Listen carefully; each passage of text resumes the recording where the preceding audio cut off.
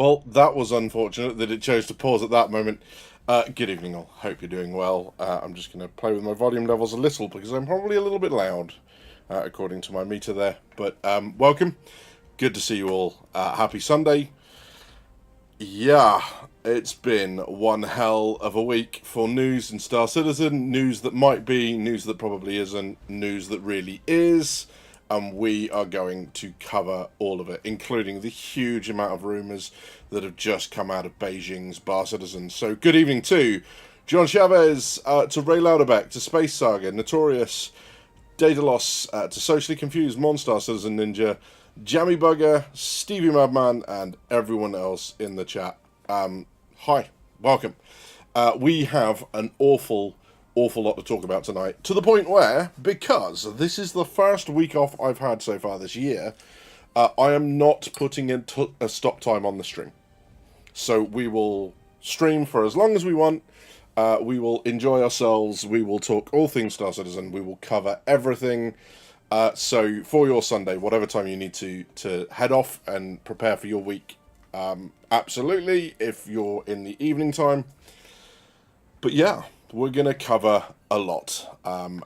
Yeah, looking forward to getting into it because there is so much to cover. We are going to talk about the roadmap changes very, very quickly, just while everyone's getting in. We have the massive updates from Beijing on what is going on, or what is supposed to have happened, what has definitely happened, including and you know, especially the rumours of all these conversations that were supposed to have happened but not recorded. So hey, who knows if that's happened or not. The good news is, if I just extend my arm quickly, I think, whether you see it or not, the fan is, there you go, the fan is still there because it's still warm, although it's due to rain tonight, so it's going to cool down very, very rapidly. But yes, so the only fan is still here. Ta-da! And I've been demonetized again. So yeah, late night booze up, whoop whoop whoop. Funny you should mention that, Jerry Burger, because I am literally in the midst of opening a bottle of red, and if I finish the stream and there's anything left in it, I'm going to be a little bit gutted. I'm not going to go as far as to say I'm downing it. I'm not a heathen. I don't down wine. That's just weird, but I felt a little bit more on board with this than maybe a cider this evening, because I had some of that yesterday and it did not hit the spot, let's say. So, without anything else from myself, what I am going to do is I'm just going to jump you across to the first of our news. Just while everyone else is getting sorted and getting themselves here, let's take a look. Roadmap roundup, very first thing of all, we're going to take a quick look at wine pouring ASMR. Yes, absolutely. It's got a distinct nutty taste. And yeah, I guess if red wine's got a nutty taste, I'm probably doing it wrong, right? But yes, let's take a look. Let's see what is out there and gone. I've just realised I've somehow managed to pick up a slightly manky glass. But do you know what? It all goes down the same way. Who cares? You won't see it anyway, so whatever. Cheers all to a good weekend. So yeah, I'm going to zoom in so you're not struggling to read exactly what's going on, but not much here, unsurprisingly, other than the one that I do kind of like, of the idea of these missions to fix Pyro's outposts, and that's kind of cool. So yeah, fixing equipment with fuses and repairing pipes with a multi-tool with the canister stuff. Great. Fantastic. Annual population control, committed, fine. Hunt the Polaris missions, this is all the stuff that's coming in the next patch, fine. Hairstyles. Now, having had a little bit of time with the Volt assault rifle, quite like them, good fun, as long as the patch is working, there's that. Finding glass big enough to teabag is like finding a Jesus patch for SC. Well, yes, quite. Absolutely. Repair quests are great. You enjoyed them, actually. That's good news. I'm pleased. And of course the camera's decided to go again. I think it's because I've got a lot of stuff running in the background, and I shouldn't have, because it's been a bit of a rush this evening, but there you go. It might well be that, having thought of it, but That's okay, because I can close that from here, and hopefully that solves the problem a little bit. No, it does not. But whatever. Cool. So yeah, component balance pass, which, yeah, whatever, until resource networks, I think we can kind of shelve that one. A few more ships being added to Wicklow's Emporium, fine. And then everything that has been added and been released has been released. And then another sandbox activity, a new sandbox location, which, to be fair, having kind of dunked on it earlier on in the month or in the year, actually those sandbox locations are working really well, I feel. Maybe not the event themselves. The orbital laser thing doesn't seem to work. We had a go trying to fix that on what was it? Friday night shenanigans. We have downgraded from ops. We are now Friday night shenanigans. Didn't work. We couldn't put the blades in. We couldn't get the batteries out, despite the fact it said that there were no batteries there. They physically were. The system just wasn't registering them. But as locations to be interesting and to go and kind of be part of and all that sort of stuff, they were actually really good fun. So it was kind of nice to be able to go and experience all that. I'm just going to close that down, just in case that's helping the whole camera thing. So yeah, good evening to all the people that have just snuck in around the back as well. Ravenfort, good to see you, if I didn't say hello already. To Wooter, to Feathers, good to see you all. So yeah, I thought it says Wales special ships. I was like, damn, CRG, don't be so honest. Yeah, well, quite. Absolutely. The interesting one from me here is the radiation gameplay, which is kind of cool, and a new creature as well. But of bearing in mind, these are the progress trackers updates, not the roadmap, so there is no release date for any of these things. But yes. Hey, Reagan, good to see you, my friend. Yeah, so some interesting stuff there, but this is not what you are here for, and let's do the stuff that you are. So this is direct from Spectrum, unsurprisingly. Okay, it's this post by Disgraced Diamond, and he's basically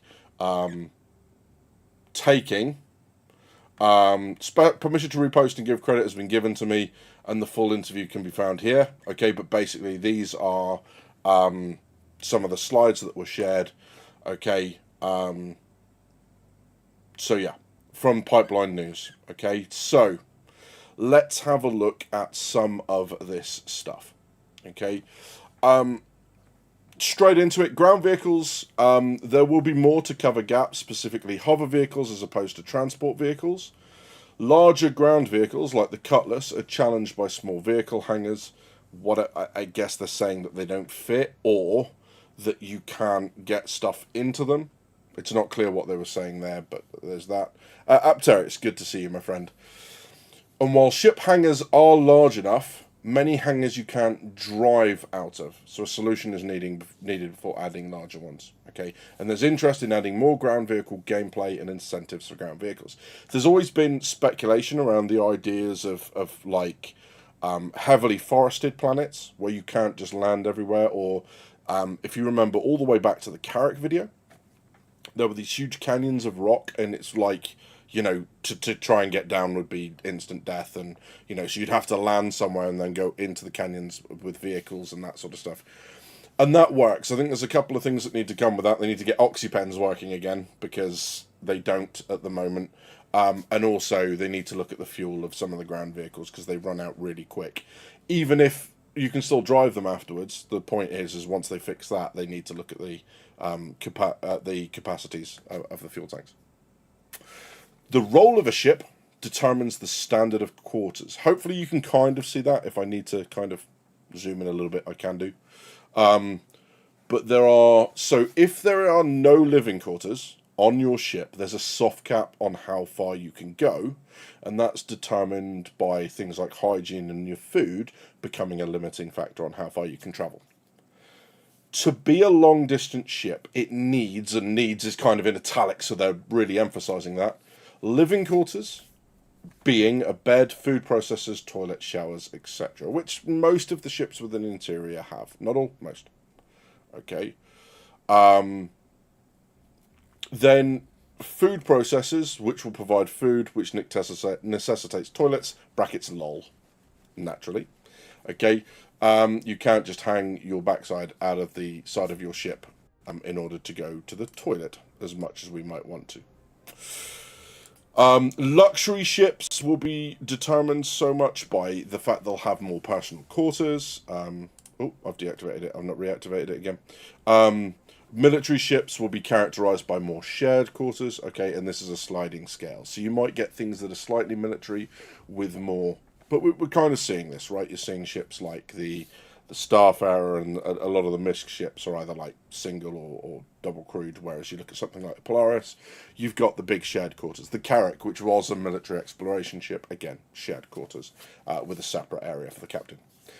It's planned that single-seaters will eventually allow eating and drinking from the seat, as long as you don't end up surrounded by, like, you know, all your energy drink empties. You know, I guess, again, you can't just throw them out of the window. Okay. So, yeah. Yeah, so how do you drive Cutlass? So the limiting factor won't be the space you have to drive in. The limiting factor will be getting down to it. So if you imagine overhanging trees, you might have all the room in the world to drive around under them because you're only competing with the trunks, the vehicle itself. But to try and get down to it, you'll have to go land somewhere else, and that increases the travel distance. Same with canyons of rock, right? If the canyons are overhanging, not a lot of room up here to get down into it, but park up somewhere and drive around fine. It's like caves, right? Same sort of principle. Ship weapon types. They've said this. Most weapons are coming across from Squadron 42. They're focusing at the moment on filling the size gaps in weapon loads-out before adding more archetypes. So the current types are ballistic, energy and distortion, cannons, repeaters, and gatlings. Okay. Beam weapons will be for larger ships, and then there's a quote at the bottom, "This is the year of beam weapons." Which is interesting, because I don't know what ships are going to get beam weapons unless they're planning to add them retrospectively to things like the Polaris. Question mark. Not sure. Really not sure. Cutty Black has beds but no shoilet. Can I show up to my next delivery smelling like maize? I mean, I guess you could, but what they've said is NPCs' attitudes with you will temporarily change based on how stinky you are. So there's that. Timble, good evening, buddy. Good to see you. Yeah, so that's your ground vehicles, ships, and weapons. Okay. Ballistics. Reloading ballistics will be split into two methods. Ships with magazines attached can be reloaded externally, and that seems to be more for fighter-sized ships. Ships like the Hammerhead will have an internal loader near the cargo area. It will be similar to base building, where you get your ammo boxes, you feed them into the loader, kind of like you put stuff into, you know, some of the machines we saw during the base building demo, or kind of like the freight elevators, right? And then that then resupplies the weapons. Okay, you'd imagine ships like maybe the Corsair as well, with that many guns, rather than reloading them individually outside, you just feed them into the hopper and that's it. How that works with making sure different type guns get different type ammos, no clue, no detail on that yet. The Moby-Glass ship interface, so being able to control your ship from the Moby-Glass in terms of do things on it, I don't mean control as in fly. Unlock, lock, and open doors from the Moby is highly desired. That doesn't seem to indicate that it's coming. They're saying that they understand that we want it. And the team responsible for the Moby-Glass stuff is also working on other player requests, like the 3D landing camera. So rather than having to come out and, you know, go external and all that sort of stuff, there's some maybe kind of more wire diagram representation of how close you are. Because I don't know about you guys, when you're in third person, sometimes depth perception and distance judging is really hard. It looks like you're going into the hangar and then you clang off it, you know, when you're dropping down vertically. So there'll be that. Good evening, Pilgrim. Good to see you. NPC should be more friendly if you smell like maize. Party on, bro. Yeah, just rocking up to the NPC and the NPC's like, yeah, that's like, if you do that in real life, that's creepy. You get arrested for that stuff. So not recommended. Alternative options for missile racks. ECM, which is electronic countermeasures, and extra fuel pods are not planned for missile hardpoints. Okay. However, it does say ILW, the Invictus Launch Week, will have alternatives for loading missile racks, which is interesting. No, no click, Admiral Grievous. Just get out, man. Just dad jokes. I appreciate the hustle. Nicely done. Assuming that it's true about the missile hardpoints, boo. Yeah, that. I do like the idea of having some sort of missile hardpoint or, you know, something along those lines, especially the ECM pods for a missile hardpoint. That just is a win in my book, right? Bombs. So, yeah.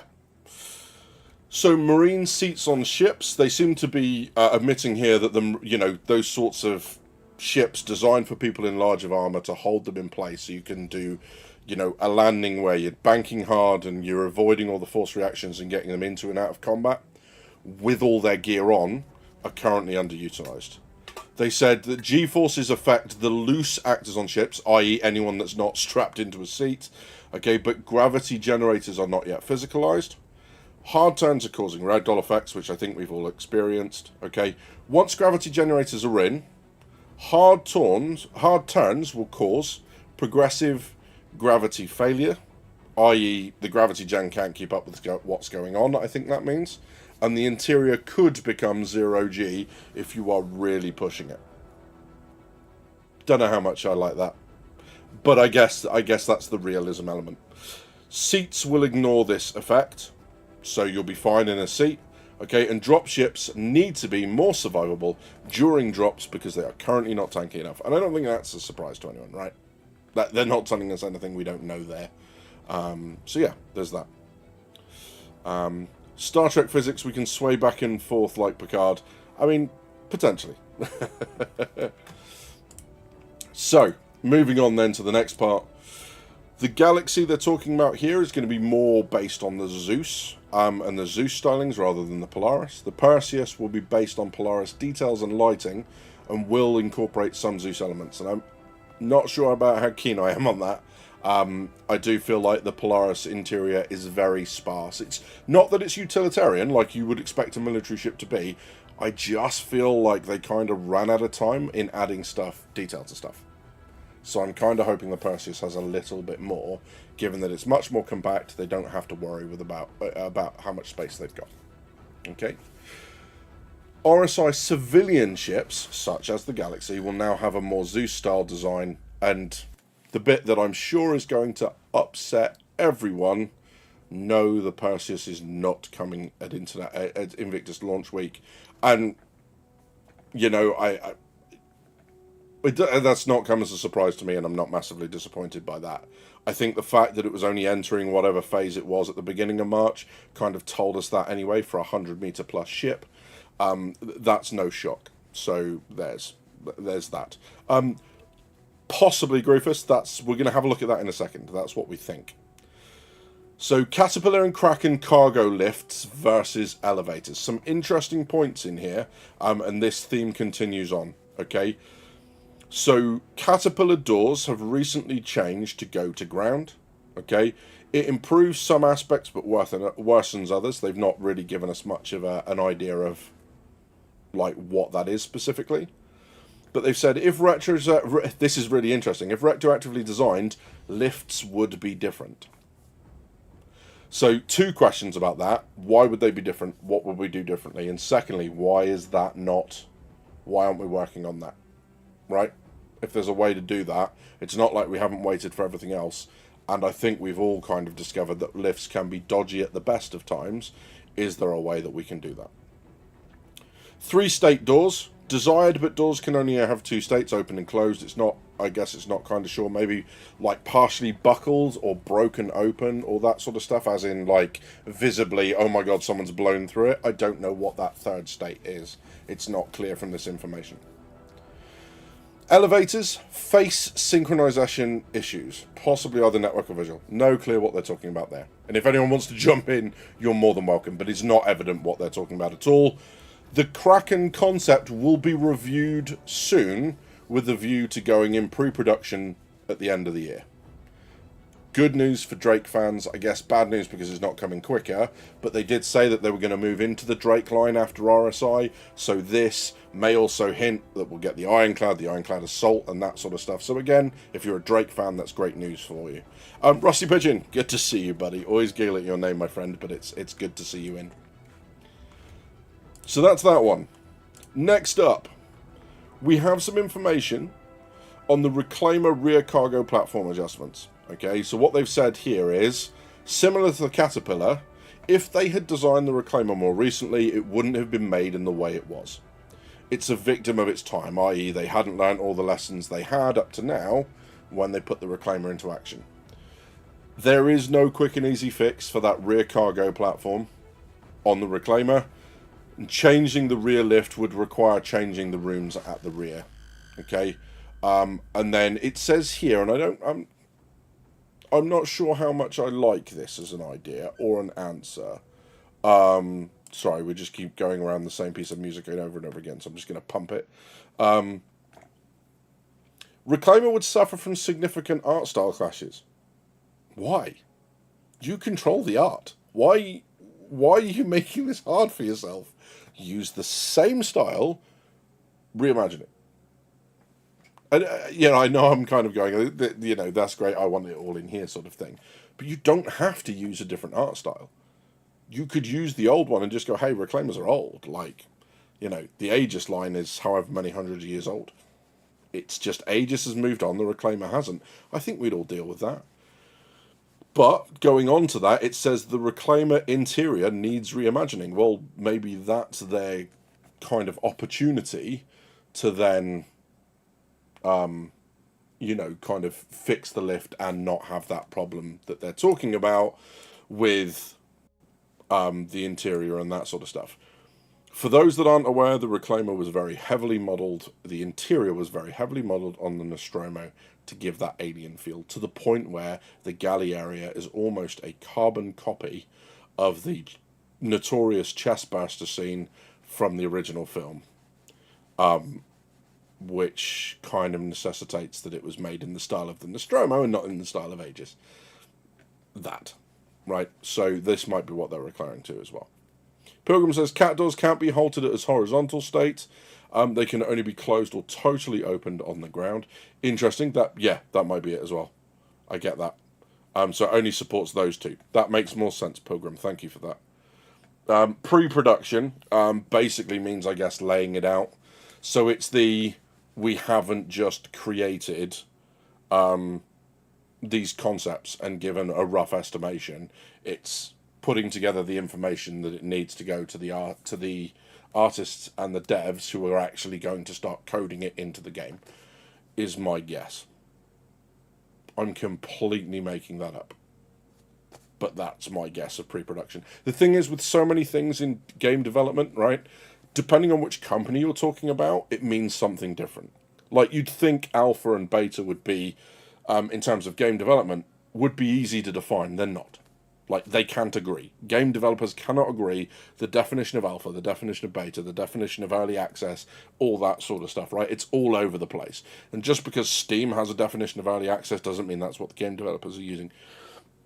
So it's a mess, basically. And just to add more confusion, it's not a CIG-specific thing, it's an everyone-specific thing, but yeah, it's kind of frustrating. So the Mark IIs, and this is where they really start to lose me on this discussion. So there's a lot in here I like. The Mark II discussions, I absolutely hate. So yeah. Badges, this seems like it's just the cliff notes on the SCR Star Jump as the full vid. Yeah, 100%. And I will go and look at that at some point. It's just, unfortunately, trying to relax from everything that's gone on this week. I just haven't had time putting this together, going through these notes and everything else I've had to do, and just trying to chill out. Hey, Sloth, good to see you. AV, Kenobi, T-Jack, good to see you all. Just catching up with the comments then. The whole Reclaimer, says T-Jack, needs a rework. It's just that simple. It's way too much wasted space, especially the tick section. Just scrap it, reimagine it, and execute the job. Yeah, and I think that's what they're saying here, right, is the interior needs reimagining. Doesn't look like this is going to be anytime soon, because it's kind of working. Del Kenobi says, if you're all enjoying the discussion, please hit those like and subscribe buttons. Thank you very much. Very kind. AV says, Reclaimer is really inefficient for the current gameplay. It really is, to go from all the way forward where you're doing your stuff up a lift to go all the way aft to then move stuff around. You know, it's hardly the Vulture or the, you know, the Misk Fortune sort of style of gameplay, is it? Manny says, Amorgriffus, the second session after the video feed, crew essentially stated IE in the fall for Perseus and the team would start on the Galaxy. Yeah, we're going to come on to that, but yes, it looks like IE is the Perseus. So yeah, AV says, I mean, I get the idea of the Mark II, the way it's described, it just doesn't seem like the way it ended up. If the specs are the same and it's just a visual style difference, that's cool, let people choose. When the Mark II is completely better, it's not a cosmetic change anymore. Yeah, agreed. So this is what they've said about the Mark IIs, and this is where they start to lose me. Mark II are more active internally, but only considered for where the Mark I fully works. Ships that don't work well will get reworks instead. A Mark II can come for a ship that already functions, but has a visual style they want to, and I don't think they mean that word, like the Hornet. There's no Mark II Reclaimer planned, as they would still need to update the Mark I, and they don't want to duplicate work. Again, bear in mind what Groove said. What Chavez says. This is not specific from CIG. CIG did not write this. These are the cliff notes from the brief that was in the description up top. I forget what the name is now while I'm like this. So if the specific wording here is bothering you, we can always go and have a look at that and you know, have a look at precisely what was said. And get it from them rather than this is my interpretation of what CIG said, because as we've seen before. But from that, I'm not liking the description. I'm not liking the discussion around the Mark IIs. The video presentation is only one of two parts. The 7th part was when John Crew had a group discussion with players. The 2nd part only exists in notes, says Manny. Yeah, it's going to be interesting when we get to that, because, again, there are some problems there. And that's going to lead into a whole discussion that's going to come outside of that. There are errors in translating these notes from Mandarin Chinese to other languages. That's the issue that one of the issues that we're going to talk about. Okay, the bit that I don't like there is exactly what Khan's just hit on. We're only going to Mark II ships that work. What? Like, from a delivery point of view, I understand that. You know, there's no point in just replacing something that the player never got to use. I understand that, but why are you replacing the stuff that's functional? So much in this game isn't functional. Replacing the stuff that is does not make sense. Stop it, CIG. Just pack it in. Max Mason says, Mark II should only come out after Squadron 42, and they should be better, if only a little. To me, the Mark IIs are just a way to make people who own a Mark I pay more to get the newer ship. That. And this should be one of those things where, if they're genuinely only doing this for new players, original owners should get a Mark II upgrade package for free. Full stop, the end. And it should be if you want this, you can have it, you can apply it, that sort of stuff. And in almost even both. Because now they're forced to choose, right? They were only of the original. If you're going to remove the original from sale, you're not making that a discussion either. You're basically going, hey, you could be one of the people that were here in time to get the original. You are one of the original backers, one of the original supporters for this ship. Or you can have the one that's better. That's not a choice. That's a lack of options. But, yeah. Lillian, good to see you. Just going up very quickly. Groofus says, didn't Jared say something about giving the affinity to the rest of us during ILW? Yeah, we will come on to this a second, because this is... I'll describe what's happened and the differences, because it sets the stage for the next bit, okay? The key thing here, right, is whilst this is not CIG's wording, this has been up on Spectrum for over 24 hours. And there is something that has been clarified after all of this has gone up by CIG staff. So you'd think if anything here was grossly inaccurate, they would have either have removed it or issued a clarification, given the fact they've already done it for some stuff.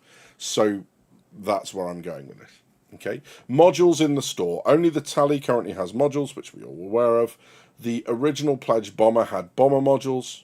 Later pledges do not have modules and don't include any. They're not sure, or John Crew is not sure why the modules aren't sold in game yet, which is an interesting look into how the teams are working. Right? Obviously, the ship team are having no input into the discussion around whether or not modules are sold. Pledged items are required to be kept out of the in-game store for a fixed period, and that's something legal to delivering to direct pledges fast. So I'm not sure what that is. I'm not a legal. I'd have to go and do some research and go and talk to people about why that might be. If anyone knows of any creator out there who has an answer from experience, i.e., hi, I did contracts, that would be great. But there's that. Yeah. So yes, Lillian, there are a bunch of things that are going to have modules or have modules. That the point I think it's making here is that in terms of in-game, that, you know, anything like that that's been implemented, obviously we know the Endeavour is unlikely to come before 1.0. I know they've said definitely not. I'm just going to hopium that and hope that they walk back on it. Okay, so there's that. AV says, to me it's fine if it's just a skin change, but the spec change is the worst for the Mark IIs. It makes it similar to paint skins. Mark II Hornets is a worse grace upgraded for everything, not visual style. There's that, right? And part of me bothers, like, if this was 10 years down the line, if we'd been in 1.0 for 4 years and they then wanted to start looking at Mark IIs of stuff, I wouldn't have a huge issue with it. But at the moment, the only way to own a Mark II, you know, reasonably, is to go buy it. Sure, I mean, I don't know if you can buy them in game yet. Even if you can, you know every wipe they're going to be removed. Whereas at least if they had done that later on down the line, then we could have owned it properly in game and then, you know, put a warranty on it or whatever else. So that's, I don't like that, the Mark II stuff. Obviously the modules aren't bothered because we're still talking about the Mark II things. So yeah, I think that's John Crew saying it's a legal thing, but he doesn't know. Yeah, so I'm sure even if it's not in some countries, obviously, you know, they need to be able to do that across the board, because otherwise, let's say it's that would be the legal thing in America, but it's not legal in the EU, or you know, it's a legal requirement in the US, but it's not a legal requirement in the EU. For example, you just go play on EU servers, right, and get your ship. So they've got to do it across the board for everyone. So it's shitty, but if it's legal, like, yeah, what can you do? This one's going to be interesting, because this is as far as I got reading and then got kind of a little bit excited and a little bit interested as to what's going on. So, Maelstrom is full speed ahead on Squadron 42. Not Star Citizen, Squadron 42. And in Squadron 42, 70% of the ships have Maelstrom implemented. For those that aren't sure what Maelstrom is the armor system that also has the ships being deconstructed.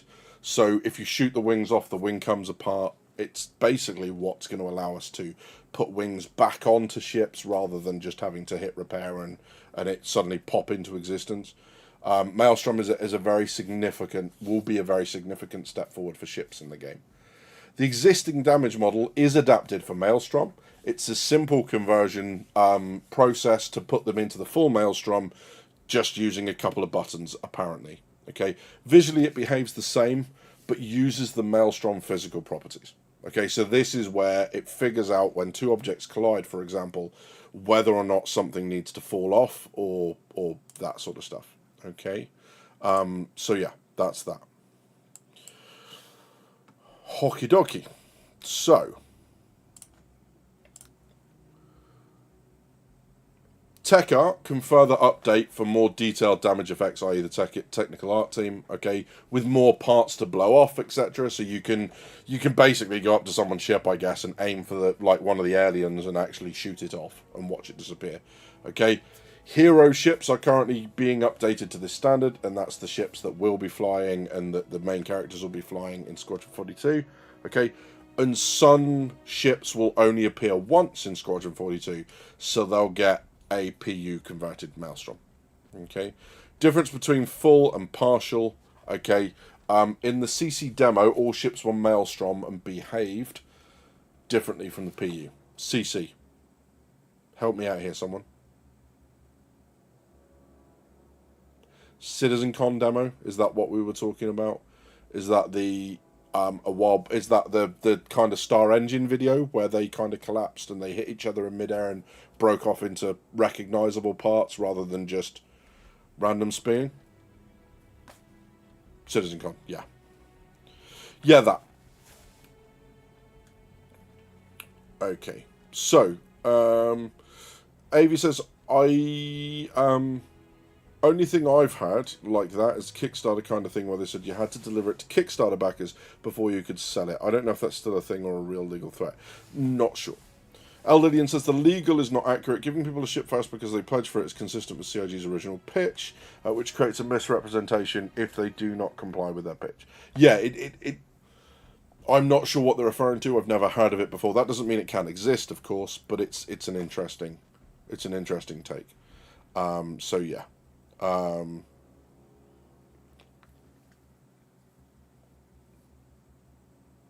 So that.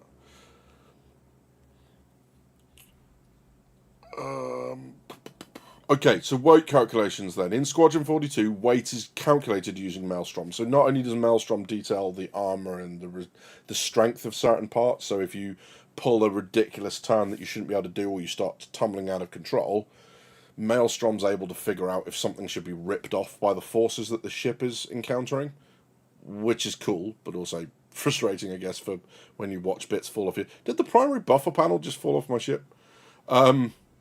Bonus points if you get the reference.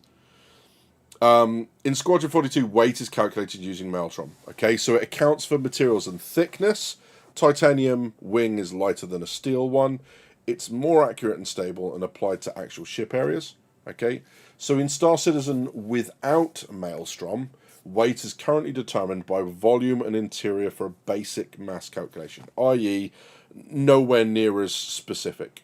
It leads to physics bugs due to crude weight distribution. I think we've all seen that, right? The ship's behaving in a way when you put them down, you go, why did it bounce like that? This sort of thing, right? Also, just Serenity. Well done, Del. Nice. My ship don't crash. If she crashed, you crashed it. Exactly that. Yeah. Attention, crew. We might experience some slight turbulence and then explode. Explode? But I don't want to explode. Yeah. Nice. Everyone understood that reference. Buys him a Guinness. Oh god, no, I don't need. That's not what I need. Not in the slightest.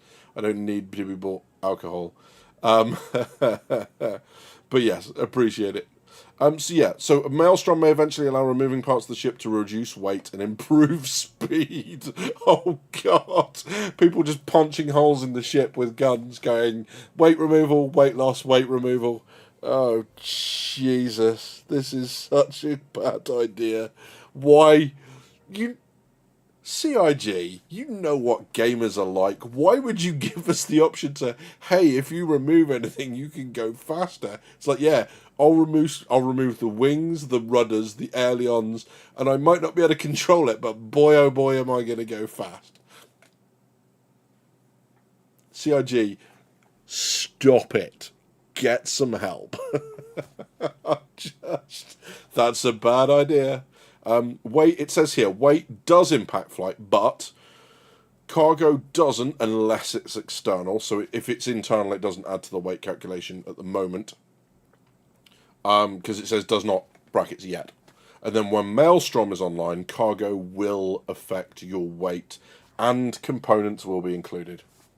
Okay, which is kind of cool, right? So your unladen C2 will behave very differently to your laden C2, your full C2. So that's kind of cool.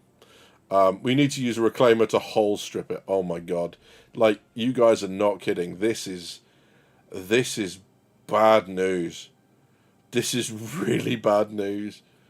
Just F in chat for any sense of control to a ship, because why did you remove the canopy? Because I can go faster. It's like, the flight controls are useless. All I need is the throttle. Yeah, that. Just, oh my god. Just, why would you think that's a good idea? We can have a true glass cannon ship. Yes, if you sneeze at it, it explodes violently. Yeah. Okay, so Handling and economy changes to capital ships then. Still a lot to get through, guys, so we'll forge on. To avoid making the first military capital ship too slow, the Polaris was allowed to turn too fast, so they've correcting it. There's a slowdown for all capitals, including the 890 jump and the NPC Idris and Javs, which is great. They should feel like, if you watch the Javelin in Squadron 42 gameplay demo, that feels chonky. That feels like it's got momentum and impetus and you know, that inertia of turning and actually feeling it like looking like it's not maneuvering quickly. That's how all the caps should feel, right? Even the Polaris that's very, very quick should still feel, you know, glacial compared to a Lightning or a Gladius, right? Atmospheric... Oh, Reclaimer is not considered a capital despite using capital components. But it still handles... Like, Seasons move faster than that thing. Landing that thing in atmosphere is still one of the most stressful things you can do in the game. Because it just wants to faceplant the planet at Mac Jesus, right? That's all it wants to do. Thanks for the saying, Can. So, yeah. We don't need armor, we need where we're going. We won't need armor to survive. Make the Fury even lighter. Yeah, just take all the glass off. Just sit there. It's like there's no wind resistance in space. Sounds like they've split Maelstrom up into Maelstrom-based calculation and Maelstrom-based destruction, breaking apart. I mean, the way I read that is actually they're 70% done with it. And these are the component parts. And I'm hoping. Like Mark Watney leaving Mars. Fastest man in the history of space travel. Scientists don't use word like fast to describe velocity. Yeah, absolutely that. I'm kind of wondering as well with them saying, despite having capital components of a cap, whether they make it a salvage cap. Interesting question, Avi. That's a very interesting question. We can only hope. Although my sweet, sweet Reclaimer will probably stay my ship. They'll need to make flight control model, etc. way more complicated now to take into account not only damage, but players removing everything, even if it was bolted down. Yeah, basically the Heralds, right, which is a seat, a computer, and a window bolted to two really big engines. Just if Death Rocket had a portrait picture, the Herald would be it. Yeah, so that. Captain Blondebeard. Yeah, absolutely. Sorry, my let me know if my mic's going too loud. I'm just going to knock it down slightly. It keeps telling me it's peaking, but hopefully it's not, you know, kind of like Chorley FM coming in your ears. There we go. Hopefully that's a bit better. So yeah, I thought John says it wasn't a capital, but now it has capital components, and now it might be a capital. I mean, what it says there is the Reclaimer is not considered a capital despite using capital components. It's categorically not.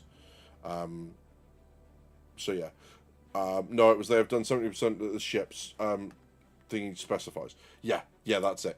So just going back up to that, then 70% have Maelstrom implemented. That's just Maelstrom completely. So yeah. So atmospheric performance. Capitals are not designed for atmosphere. Good. Nose down issues will be reduced. What are nose down issues?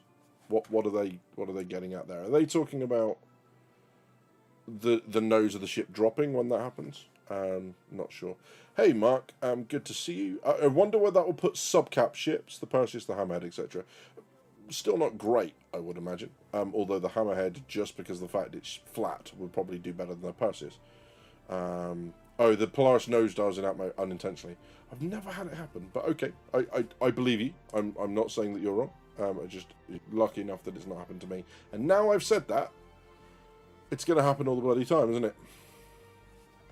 On that note, that's another drink, right?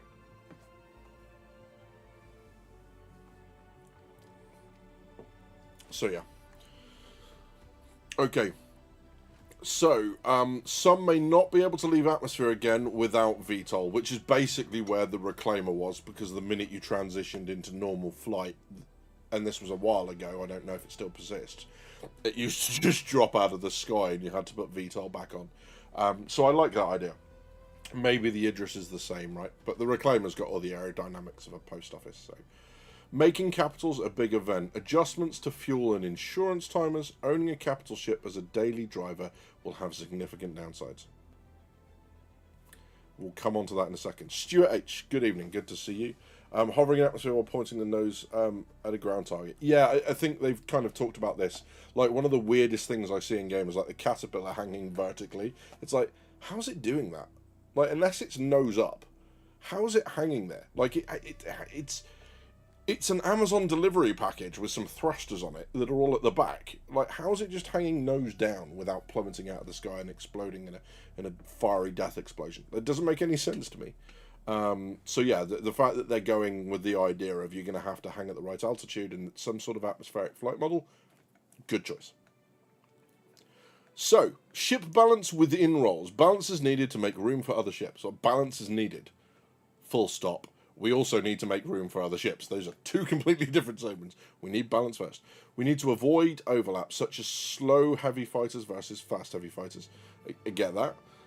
Jerk and control surfaces will alter the flight landscape again. Great. RSI Meteor, coming this year, punches above its weight class. Like everything else they've released, punches above its weight. But whatever the Meteor is, any guesses? Anyone want to take a stab? What's the RSI Meteor? The Reclaimer without VTOL flies like a penguin, says Manny. Manny, that is chef's kiss. That is exactly what the Reclaimer flies like. Yeah. The Mantis variant. I'm with. Another Mantis. Wait, what? Oh, I'm with you. Yes. Yes. I'm with you. Yeah. So it's the Mantis chassis, but more combat oriented, and more fighty oriented than just sitting at the back and stopping people running away. I'm with you. I am with you. That makes sense. Good. And then, okay. So we're going to come into this. So there will be a consolidated outline medium ship, a combat hovercraft. Do we mean hovercraft, hover ship? Like what do we actually mean hovercraft as in like big air cushion goes across water? Is that what we mean? Don't know. Mobile base vehicle. Yeah, I guess the fabrication module's not quite that, or module is not quite that. Large scale ground exploration platform. Most of these are only planned. Fine. Polaris, torpedo control seat moving to the second floor. That's interesting. Why that change, I wonder. Oh dear. Right, so we're going to come on to some of this because we talked about this elsewhere. In fact, we will jump onto the next screen because this is the big thing. So, this has come from CIG, Beijing, doing their the Bar Citizen out in Beijing in China. Okay. They had presentations and Q&A sessions and all that sort of stuff, as well as the Bar Citizen, which is interesting. It kind of feels a little bit like a, what's the word I'm looking for? It feels like a CitizenCon in China, like a CitizenCon Lite, which is why, compared to the ones that we've just had in Seoul and in Nashville, there was no big information release like this. This seems to be their attempt to kind of reach China with a CitizenCon Lite, which makes sense because they can't stream a real CitizenCon from China because of all the, it would be tough to because of all the broadcasting laws and all the restrictions China has on its internet. So, like, I get why they're trying to do this at the time, okay, but I don't know what that's doing. Why is that there? There we go. So, here we go. We're going to go through this, okay, and this is the post by Ocean Odyssey, further notes from John Crew, Bar Citizen Beijing. This went up almost 28 hours ago. So it's been on CIG for 28 hours, and it's not been taken down. They've not argued with it. They've not said that it's wrong. What I've done, because I'm good to you guys, and I don't want, like, reading it like this is awful, and plus I'm in the way, and I'm not going to move myself. Yeah, tough, right? Is I've done something kind of cool for you guys. Okay, and what I've done is I've moved this into Canva, and I've put everything that is on there on this board. Because the problem with this stuff is this was all from discussions afterwards that may or may not have been alcohol fueled, that people have then written up, interpreted, written up with all the language barriers, and then possibly run through translate programs to then put into English. So there is an awful lot here of stuff that may not quite be sensible. So what we're going to do is I'm going to keep that up here, Okay, in fact, what I'm going to do is I'm going to separate that out into something else. I'm going to Alt-Tab it. I'm going to do that. Okay, so we can jump between the two. Okay, and then, just to be nice to you guys, I'm going to move myself down into the bottom left-hand corner. Okay, and I might even take that frame with me, or if it doesn't work, I'll get rid of it, right? Fuck it, I'll get rid of it. There we go. Ta-da! Okay, so you can see this stuff. Okay, and then we'll jump between the two. Oh, why is it? There we go. Wait! There we go. That's better. Wow. I'm sorry if I've triggered a fit for anyone, but that was kind of close, right?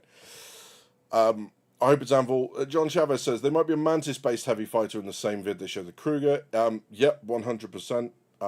China, that one. I've wanted a medium consolidated outland ship ever since I saw the Nomad's interior, says Citizen Ninja. Interesting. Yep, it is a nice interior for sure. This is where Crew's Idris statement comes in. And a lot of it was kind of just repeated stuff they talked about before. Only a few seem like, what the fuck? Yeah, 100%. Okay, so what we're going to do is we're going to do this, and then I'm going to put it where I think it is, because the problem with this is that the precise wording is really, really weird. Okay, so I'm just going to go back to this first. So I don't know if you can see that. I'm going to zoom in a little bit more. Okay, at the top here. Okay, all ships in the near future will be nameable. I think that's fairly reasonable, right? Kind of hope so. There are already named ships in the game. The system exists. Just fix it, right? Doors will be strengthened to make breaches harder, which, sure, like I can buy that as well. And missions designed exclusively for capital are planned. And this is where it gets weird, right? Because what it actually says is mission designed exclusively for capital missions are planned, and this is why this is where we've got to be a little bit careful with the exact wording of what they're saying. Okay, torpedoes will have a minimum range to prevent their use at close range. So yeah, you basically can't point blank torpedoes into stuff with no warning and no time for anything to respond. I get that. CIG has a lot of plans, 100%. They'll become nameable because they removed player names, says Mark. Yeah, and that's kind of why this starts to make sense. Idris M will have superior armor to the Idris P. Again, like, you know, the military version having a better kind of health pool than the or armor pool rather. It's not it won't be a health pool once Maelstrom's in, but we'll have a better kind of armor rating than the Peacekeeper. That again, that makes sense to me. I don't think that's a big surprise to anyone, right? Turrets will still receive additional buffs to make it easier to shoot smaller ships. However, this requires additional weapons to differentiate further between ship sizes. I don't get the second part. Again, this might be part of the, you know, the translation issues, right? And we're going to see these as we go through. And this is why you got to be really careful with this stuff. Is it's nothing to do with what CIG have said, and it's nothing to do with what the language issues. They just create these things where it's easy to interpret things in a number of different ways. Gotta be a little bit careful with it, okay? The Javelin will have a resistance to smaller weapon sizes. Size 5 and up will have a normal impact. Size 4, reduced impact. Size 3 and below, quote-unquote, no hope. Okay, so the armor's just too big. It's like getting a 9mm pistol and firing it at a main battle tank. You can spend all week, and you're going to do nothing to it. Okay? And that makes sense. Okay? Capital ship shields will be able to regenerate despite incoming damage as long as the attacking ship or ship's weaponry are below a certain threshold of size, which is interesting. And again, bearing in mind translation issues, this might not actually be what was said. Okay, the interesting thing here is if it's ship size, not weapon size, that puts the Ion and the Inferno in a very strange place, because that's their whole purpose. The whole reason they had size 7 weapons attached to them was to make them danger to big ships. If you make it based on ship size, you're starting to damage that. You see what I mean? So weapon size makes a lot more sense. But again, we lack the context and we don't know if this is precisely what they mean. Okay? Here's the interesting thing, because this doesn't seem to be, okay, anything to do with flak ammunition. This seems to be something different. Flak is coming, which will act as AoE projectiles that are specifically designed for use on capital ships against smaller vehicles. But Badges, you said it wasn't ammo. They will be automatic, similar to PDCs. So it sounds like capital ships, as well as the PDCs, will have some sort of automatic flak weaponry as a point defense system as well. Which is kind of strange, but cool, right? You would expect that looking at something like a Bengal, if you and your Gladius think you can take that on, you should get your, backside kicked through your head rapidly, right? That kind of makes sense. So that's interesting. Okay. So it says here, socially confused. Says size 4 and up will damage capitals. All capitals should be like this, says T-Jack. So, yeah. Didn't they show us missile-based PDCs at Invictus this year? You mean Invictus last year? Because I think that's, we'll see what comes. There is a video that we can have a look at in a little while, potentially. But we'll see how far we go on for time. This year in the 4.1.1 patch. I don't think they're missile-based PDCs. No, so there was the Starlance attack had missile things at the back, I think, which were remote missile turrets to keep things off. I don't know if that's quite the same as PDCs. I'm not sure. Think this means we're not getting the ability to switch ammo. No, Chavez. So they've talked about ammo types as well. So there was a listing of different ammo types that they were currently working on. Can't remember I saw it, but it is official. So yeah, there's that, right? So yeah, we'll see. Okay. Sorry, just looking at something I'm sent. Yeah, unfortunately that doesn't mention the flak, unfortunately, other than we'll receive flaks. So yeah. It's leaks from Invictus and the PTU. They do have a new missile-based PDC called the Pepper Box. Okay, cool. But yeah, this seems to be something different. A confirmation that additional game packages are still planned to represent an additional character / NPC. And this, I stress again before I say this next bit, this may just be a translation / interpretation / context issue. But it does say NPC there in singular. Okay? So it looks like if you want more than one character, you will need more than one game package. It also seems to hint that if you want more than one NPC, you need more than one game package. Now, we do not know if that is what they have said. Okay? It's absolutely not kind of clear. Okay? It says in the wording, so if we go back to the previous, I'm just going to jump back to the previous, I'm going to go back to, there we go. Excuse my language, I'm drinking, I can get away with it. Don't know where that came from. Oh, is that what I've clicked on? Great. So it's this bit here. So what it says here is game packages will unlock NPC slots. At the bottom. So it seems, we don't know if that means get a game package will unlock NPC slots, or one game package will unlock one NPC slot, so multiple packages will unlock multiple slots. Again, this is a context translation issue.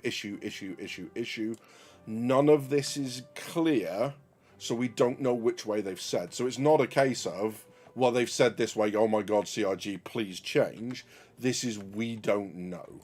Okay, so before we do the pitchfork thing, You know, like the actual go get pitchforks and storm CIG. Like, just let them clarify. Okay. After avionics blades will be AI blades. Don't know. I genuinely don't know what I think about that. I mean, it makes sense for the turret blades because we've already got turrets, right? And you know, base turrets work.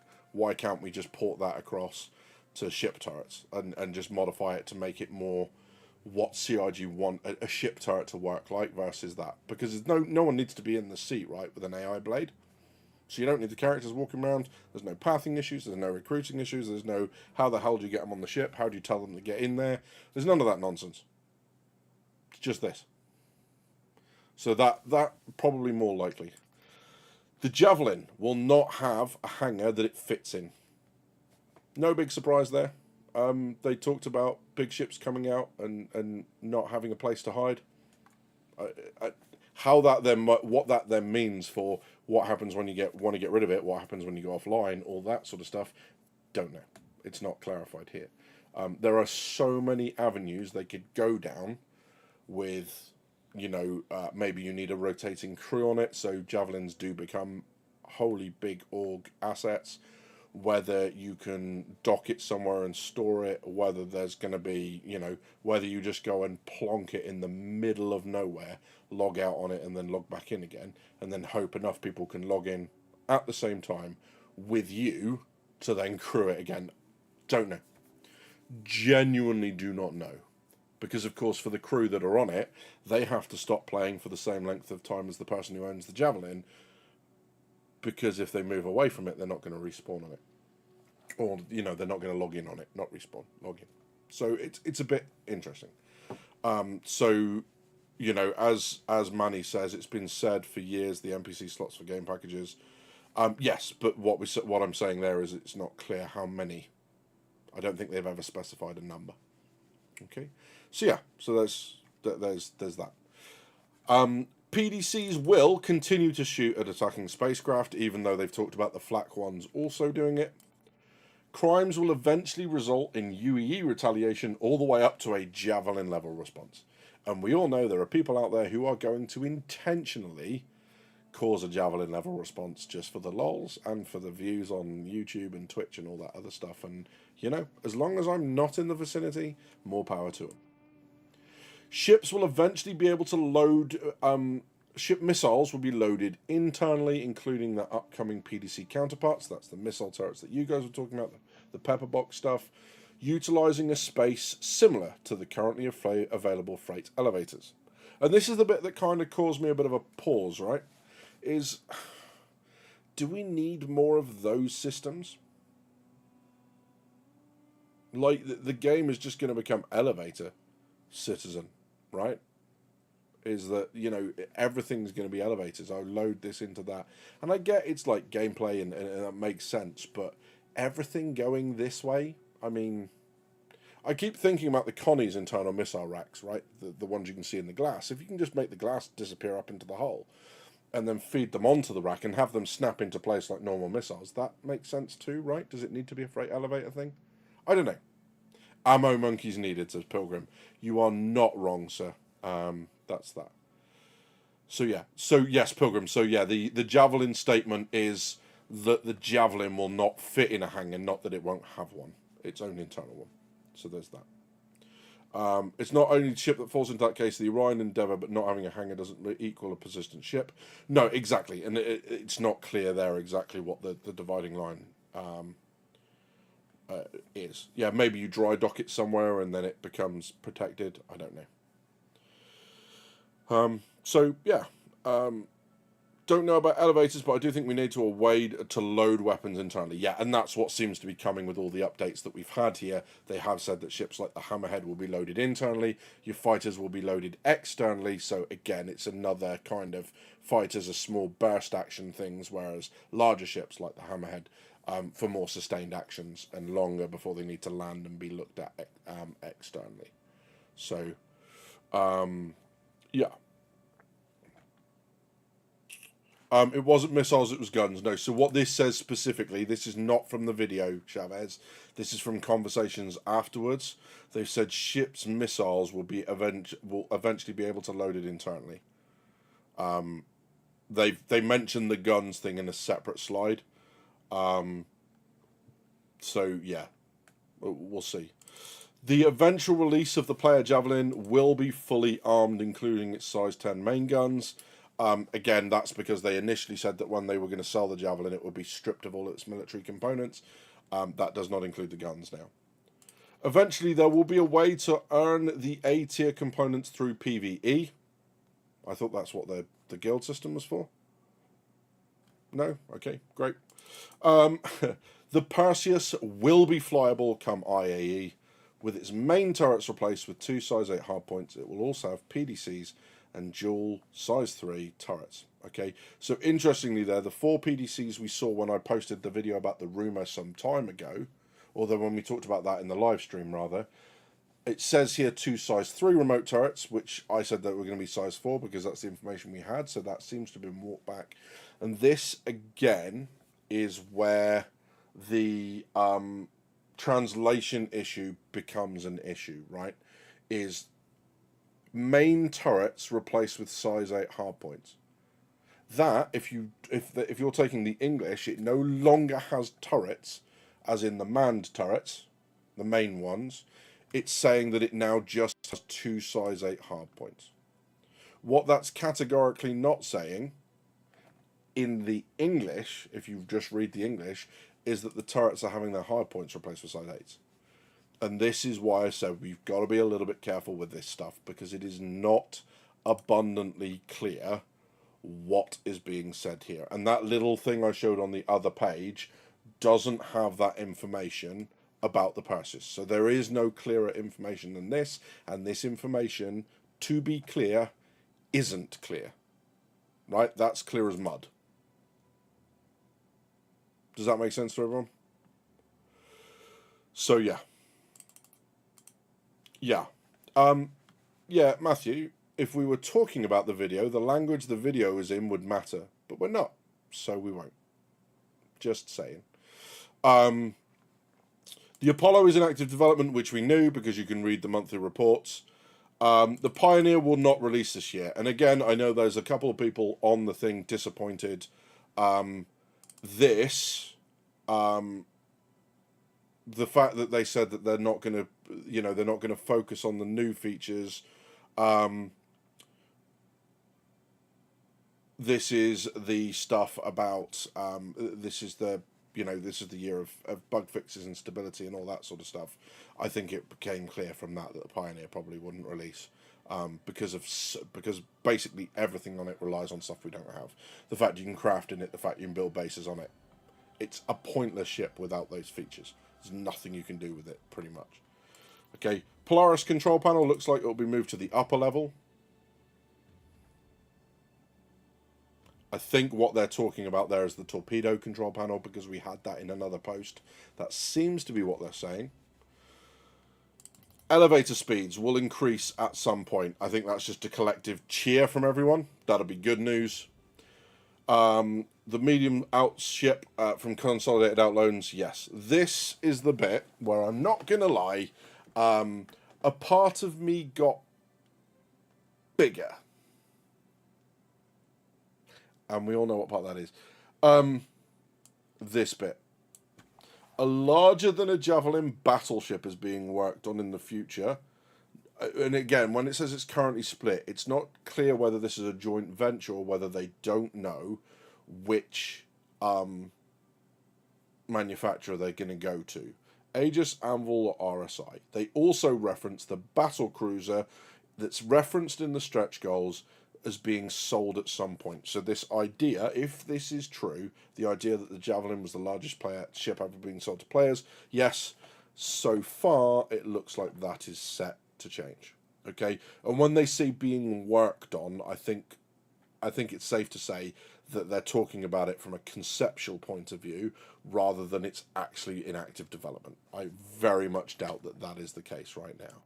Okay, I've got something of a size 8 hardpoint myself right now, says Notorious. I think I just threw up in my mouth a little bit. But nice, sir. Well played. Yeah. As clear as Chris's relief date says, Admiral Griffiths, yeah, 100%. Pioneer can get cancelled, says Chavez. Horrible waste of dev time working on that tragedy of a ship. I don't know. I think the rework made it a lot more viable. It's not my ship, but I can see why people would. I wonder which other ships on the blue screens will be postponed until next year. Yes, pass. Not clue. No clue. They specifically moved the torp control down the bottom level to stop it being easy to hot crew into it. Hot crew? What do you mean? Derp. 5k for a battleship soon, says Avi. Yeah, I can guarantee the battleship or the battle cruiser. Yeah, possibly. I mean, I'm not gonna. If I had to take a stab at what the battleship is, I'd say we've already seen it. More to the point, we've already seen the we've already seen the Kingship cut the arse end off of it. That looks like a battleship to me, the Argus from the Squadron 42 gameplay trailer. And if people want me to play it back so we can go and have a look, that's fine.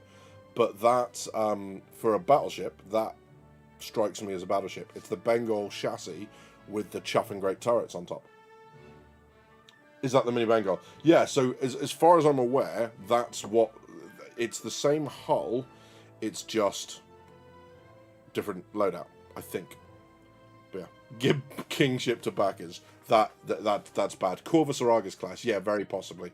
I think that's right, Reagan. I don't know. It might be that they decide to do something else because they're like, hey, you're not having the ones that are currently in development. You can have the old, outdated ones that UE don't want anymore and have just kind of sold off. Maybe that. Maybe these become the ships in game that become the things that are constantly fought over. They become a focus for the Org battles, and they've talked about this a little bit. The ship gets a marker on it, you've got to fight and take over it, you have objectives to do on board versus other Orgs. The Org that's left in defense of it then own it for a week or whatever, and then it happens again. So owning one becomes this kind of constant manning it and fighting, and the idea behind that being that it will only ever be owned by the big Orgs who can give it a constant, crew and that sort of stuff. The idea that Star Citizen is going to become this game where you have to write duty watch rosters for players to play a game. What? But that's what it looks like they're going to go to, so we'll find out. Imagine the Kingship with a full interior. I mean, I hope we see something like that in one of the Squadron 42 episodes. That'd be kind of cool. The first people to go and blow the damn thing to pieces. That'd be really cool. Sure. Running 3k to get to the head. Yeah, I'm going to need the toilet in an hour, so I'm going to leave now. Nice. Rule-wise, battleships are old, so they should be ageist. There's some sass there. How about Berlin? Welcome in. Good to see you, my friend. We'll be working after work. Sir, you are not wrong. Sorry, I'm assuming, sir. That was rude of me. But yes, you are not wrong. 100%. On the Idris P, they did say that the new exterior would hit Squadron 42. Initial release would be the old exterior. The interior is exactly the same. Yeah, they make a point in here, I think, that the interiors are minimal difference. But yeah, the idea of a battleship and a battle cruiser. There's also the fleet escort and a cruiser mentioned in the what do you call it? In the stretch goals. So that might be very, very interesting to see how that develops, because cruisers, I would expect a cruiser to be bigger than the Javelin. The Javelin will be mentioned, getting the previously mentioned flak weapons, we kind of knew that. When asked about the Idris P, John Crew was intentionally vague, saying that the answer on its release will become clear at Invictus this year. It's coming, folks.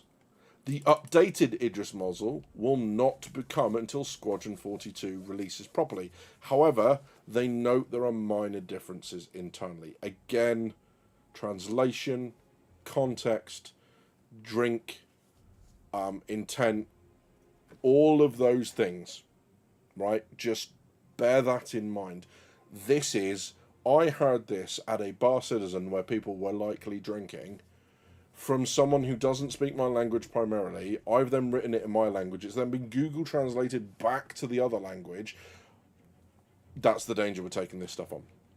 Okay, and this bit, the Nautilus, I'm not going to cover this because John Crew has already clarified this. And remember I said at the beginning, they've already issued clarifications and updates on a couple of things. This is the thing, right? The Nautilus. So ignore what's said here. John Crew has already clarified on Reddit.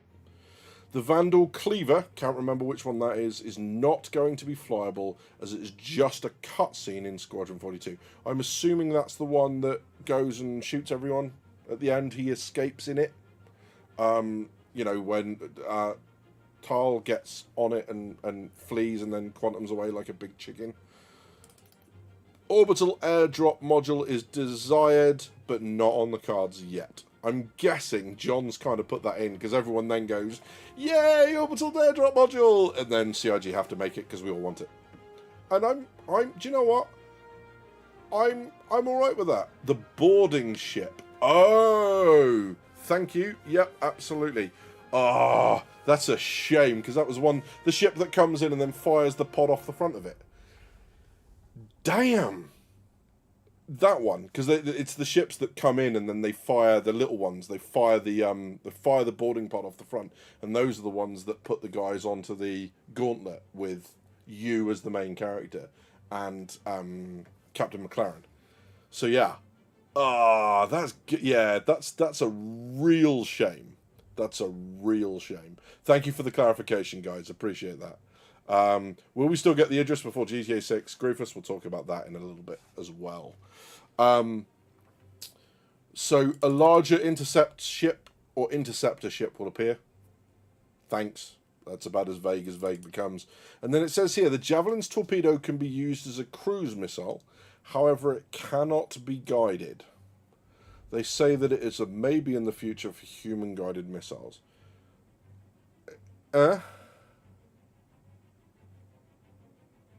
So, I mean, cruise missiles, obviously, at the moment, we don't have to deal with space because we don't fight in space. So I don't know how cruise missiles work in space. The way cruise missiles work on the ground is they're given very precise coordinates and they fly there. So, you know, which is kind of an interesting choice now, sat here thinking about it, because we talk about planetary shields and the idea that they don't want bases just wiped out from orbit with no, you know, ability to defend themselves, right? That's why they've got planetary shields, to stop railguns and torps and Moabs and everything. Just leveling them with no warning, no recourse, no ability to do anything about it, because that's just crap gameplay, right? If I could just click a button at any time and kill you, that's no fun. That's no fun for you or me or anyone else involved. This is the same thing. So the idea of cruise missiles in this is interesting. Human-guided missiles, I kind of like the idea that you've got to get a designator on something, and if you lose lock, if it breaks line of sight, if you're attacked and you need to drop the designator and pull out your weapon, like, the missile just goes wherever the hell it wants, right? It's basically either heading for the laser, or it's a beam rider and you actually fire it down a beam, or wire guided, something like that. That'd be kind of cool. But yeah, let's go mining with the Idris laser. Yeah, let's the Polaris mining laser. What's that? And you fire this torpedo off and like that. I want to mine that grid square and just launch this size 12 ship killer torpedo at it.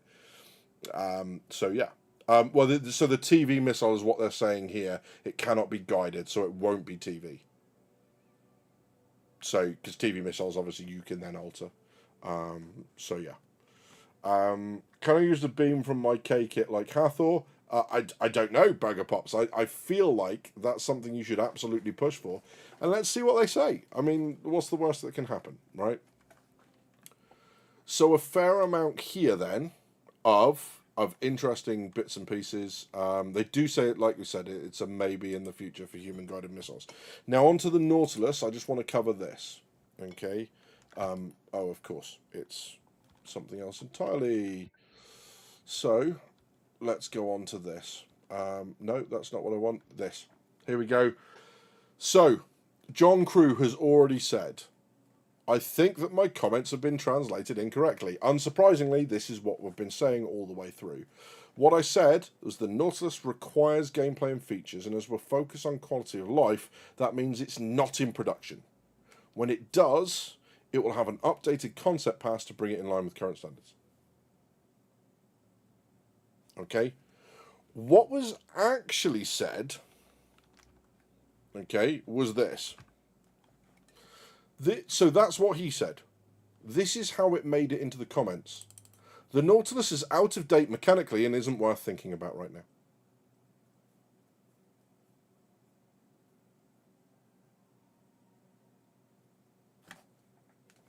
The camera hasn't frozen. I'm just pausing for dramatic effect. Right? That is a ridiculous... Sorry, I'm going to go through this again. Sorry if I give everyone a fit. Out of date mechanically isn't worth thinking about right now. Actual comment. The Nautilus requires gameplay and features. As we're focusing on quality of life, that means it's not in production. When it does, it will require an updated concept pass to bring it in line with current standards. Out of date mechanically isn't worth thinking about. You see that? Like, when I say you've got to be really careful how you read this stuff, like it's an understatement. A comment as simple as, hey, we're not introducing the new stuff right now that it needs for gameplay, so we'll update it when we get there, became, it's out of date, it isn't worth thinking about, which obviously is going to piss off a lot of people who have the Nautilus. What do you mean my ship isn't worth thinking about? With the amount of money I spent on it, you're not telling me it's not worth thinking about, right? Do you see what I mean? This is the problem. It's not clear communication. It's unclear interpretation, right? Because what's been written here is not from any CIG member, right? And that's the point, is that, you know, so apply that filter to everything else in here. John Cruise said Idris P's coming at ILW. No, he didn't. No, he didn't. He didn't say anything like that. He might have said Idris P might come at a time that will surprise you. He was deliberately vague on release whether it's coming at Invictus this year. Brackets, it's coming, folks. Of course it's coming. Christmas is coming. The end of the world is coming. We just don't know when that's going to be, right? And this is the bit that gets me a lot about a lot of these things. Is so many times... And the danger with this stuff is, like we were saying before, and like I cleared up with Matthew earlier, right? Is this stuff here all came from the conversational notes after, right? This is from the conversations that were happening when everyone was sat down and drinking. It wasn't from the videos, okay? Some of this might be doubled up in the videos, but this is what people have got together afterwards and said, this is what they said to us when we were just talking face to face. I was talking to Chris Roberts and he told me as long as I sent him feet pics, I can get a Bengal. Because that's likely. So there's no evidence that any of this is in there. No evidence whatsoever. Other than the stuff that's in the video. And we can have a look at the video in just a little while if people want. It is bootleg quality video, however. It's someone in the audience recording the video. What the video is, guys, is it's the sneak peek of the ILW video that's coming this week. Right?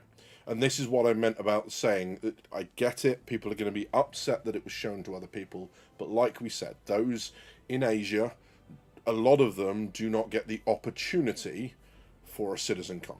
So this Bar Citizen, CIG seem to have gone, hey, we're going to engage with these fans, we're going to give them something special, because they're never getting a Citizen Con, they've never had a Citizen Con.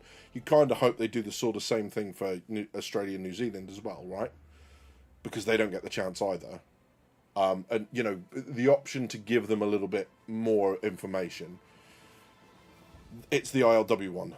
Let me know in here now, right? So this video is about 40 minutes long. We can do a live react. Let me know what you think. I'm just going to put it up as a poll, so you don't need to go spam chat. But it's basically going to be... Do you want to watch this video or not?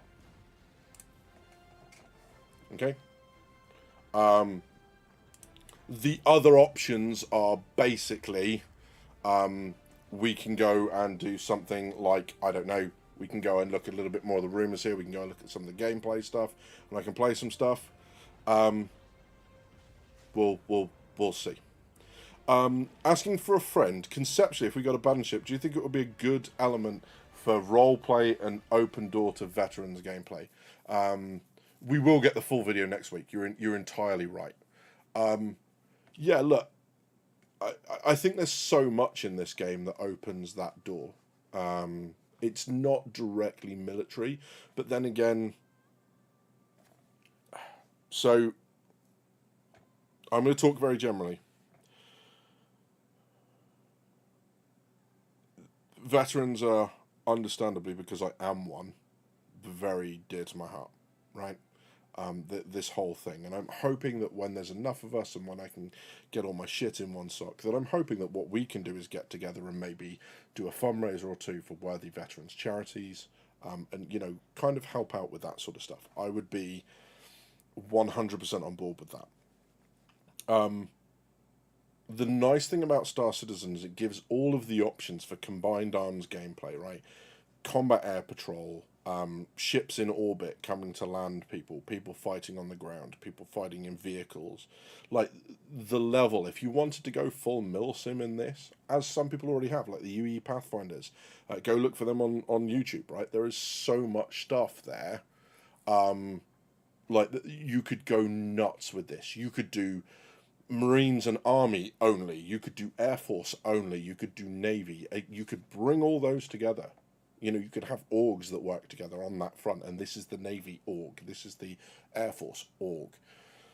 You could do so much with this. But the nice thing about Star Citizen, it's so far suitably removed that veterans that have had really bad experiences, veterans that are struggling with post-traumatic stress disorder, that sort of stuff, it's far enough removed that they can enjoy that camaraderie and that experience, that professionalism, that environment that is so familiar to them, without it necessarily, not in all cases, but without it necessarily putting them back in a bad place. And this is why I like gaming across the you know, the piece, right? Is that when you're struggling, you jump online. It doesn't matter that you have no friends where you are. It doesn't matter that you're stuck on base for the weekend with nothing to do, but you have an internet connection. So you can meet up with people, enjoy games, and do something social and fun. That sort of stuff is great. That's why I like gaming. That's why I like Star Citizen. So does it open the door for veterans to go and do stuff like this? Absolutely. Absolutely. 100%. It will be awesome. You know, it kind of already is. You can do that stuff already. You watch stuff like the UE Pathfinders, and I know there are other orgs out there that do it. The names escape me right now, and I'm gutted that they do, but there are orgs out there that do it. So it's already happening, you know, and I'm really hoping that, you know, veterans, especially ones who are struggling to reconnect, that maybe miss that sort of environment, can go and recreate it in games like this, and any other game. But yeah, 100%. Sorry, got my soapbox there for a second, but I'm back with you now, guys. It's all good. Thank you for staying with me. I know it's concurrent viewers didn't drop off massively, so I appreciate it. But like I said, something that I'm very passionate about. You know, but it's not just veterans. It's everyone who's struggling, everyone who's in a bad place. Gaming is such a good place to fix it, as long as, like so many things, it doesn't take over your life. It's a good thing. So yeah, there's that. So yeah, drinkers, did you ever experience what I mentioned when you were in the service? Sorry, Manny, I'm going to have to go back up and find what that is again. Oh, sorry. At the risk of dating myself, in the old days, you have a single 16-inch shell clear a landing site for an aircraft team to be exerted. So the comment about using a torpedo is similar. Yeah, 100%. If you're using that in areas that aren't bases, 100%. As to what you're talking about there specifically, Manny, I'm not sure. We'll figure that out in a moment. Thanks for pointing out the camera, Ken. Yeah, so we'll see. This might annoy you. Volunteering as an adult instructor in cadets gives you live service discount. Fine, absolutely. I mean, you know, the thing about live service is that it's not live as in active. You are either a serving military member or you're not. And cadets give a sense of discipline that kids might not be getting at home, or that, you know, it certainly encourages a lot of people to join the forces. So yeah, 100%. Sorry, Manny. Yeah, like I say, I'm not sure what it is you're talking about with what you experienced. The last thing I saw was the mention about clearing landing zones. Did I ever clear landing zones with massive ordnance? No, I didn't. Luckily enough. There's that. So stuff about the M and the P. I do wonder what happened to the M versus the P. That's been cleared up, Matthew. That M will have better armor. That's that. There's not much more to talk about. AV says, I mean, the M should have more as the frontline military version. Shouldn't be significantly more since the P is still always used by the UE and militias. Yeah, you know, you'll see it against the Vandal will be massively different than against it, and it's the difference kind of between hardware given to police and hardware given to the military, right? There's still a certain grade needed for law enforcement and that sort of stuff, peacekeepers of an internal nature versus what you give to a military who's expecting to fight another military, and I think there's enough of a difference there. I think you can compare the M versus the P, says Pilgrim, like the M-Su, C2, and Starfarer, Gemini, less cargo, more armor and guns. Yeah, I think that's kind of that. As an ex-member, I can confirm that UEE Pathfinders gets a lot of active and ex-military signing up for just that reason, says Notorious. Thank you for that. L. Lillian says, I've used gaming as a safe space refuge myself, part of why I play MMOs. And I'm so happy that works, right? Because I found it in the service. There's a couple of things that have caused me to have bad times and whatever, and I found exactly like you say there, it's a really good word to use. Gaming was a refuge. Gaming was a way to break with reality. People are like, gaming's just a way to escape reality. Yes. Because you don't want to know what my reality is right now. So yes, I'm going to game to escape it. I'd much rather go and slay dragons in a game than deal with that shit out there right now, because I don't have to. When it's my turn to go out and deal with it, I'll deal with it. But other than that, I'm going to do what I want if it's all right with everyone else. Yeah, it's absolutely that. So yeah. The P is not a made for civilian ships that aches military decommissioned hulls. 100%. You got it whether you cleared a landing zone. Oh, okay. Yeah, no. So we practice naval gunfire support, but I was too, I guess, thankfully, too late into the Navy to be part of the Second Gulf War. So I was down there as a trainee I was basically on my what they call common fleet time. We left the front line 6 weeks prior to the outbreak of Gulf War II, because the ship had already been down there for 8 months. It had already been extended for 2 months. Joined it for that, came back because the ship, and I mean, even if I'd been on a ship that had been there, because we weren't part of complement crew, we would have been removed. So there's that. You know? So there's that. That was a super satisfying yes. Good. I'm glad, Elodine. I'm pleased. And that's not how I saluted in the forces, by the way. Just to say, it annoys me in films when you get, it's like, stop doing that. Just stop. Just like, can't you just go have someone for an hour to teach the dude to salute? No? Okay then. Yeah. I could see there being backlash as people have potentially bought the P based on the old statements. I mean, possibly, right? But if we can't get the M now, the P's the best you're going to get, right? We'll have to see exactly what the difference is. Reason why I asked about the armour was John mentioned that the Javelin will ignore any damage from size 4 weapon less. So no, what he said was size 4 will have some impact. Size 3 and below, no chance. Size 5 and above will be normal. Okay, this stuff. According to this, yeah? So size 5 and above having normal, size 4 reduced, anything below, no hope. Okay, so you kind of got to be careful, right? So there's that. Javelin will have resistance. And I think looking at that, it may be a cap ship thing. It might be like the really big cap ships, whether that applies to the Idris. No clue, mate. Really good question. Not sure. whether that's going to work for everything else, I guess we'll see. Naval gunfire support was my bread and butter in the Gulf War. Nice, Monster. Yeah, because I'm not sure. So we had 4.5 inch. So the what's it called? The 4.5 Mod 8 now, I think it is.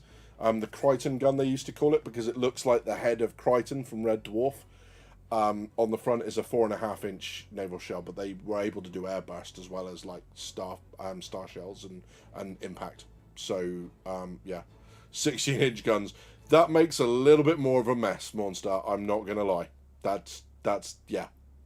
Holy moly. Hey Rexith, welcome in, buddy.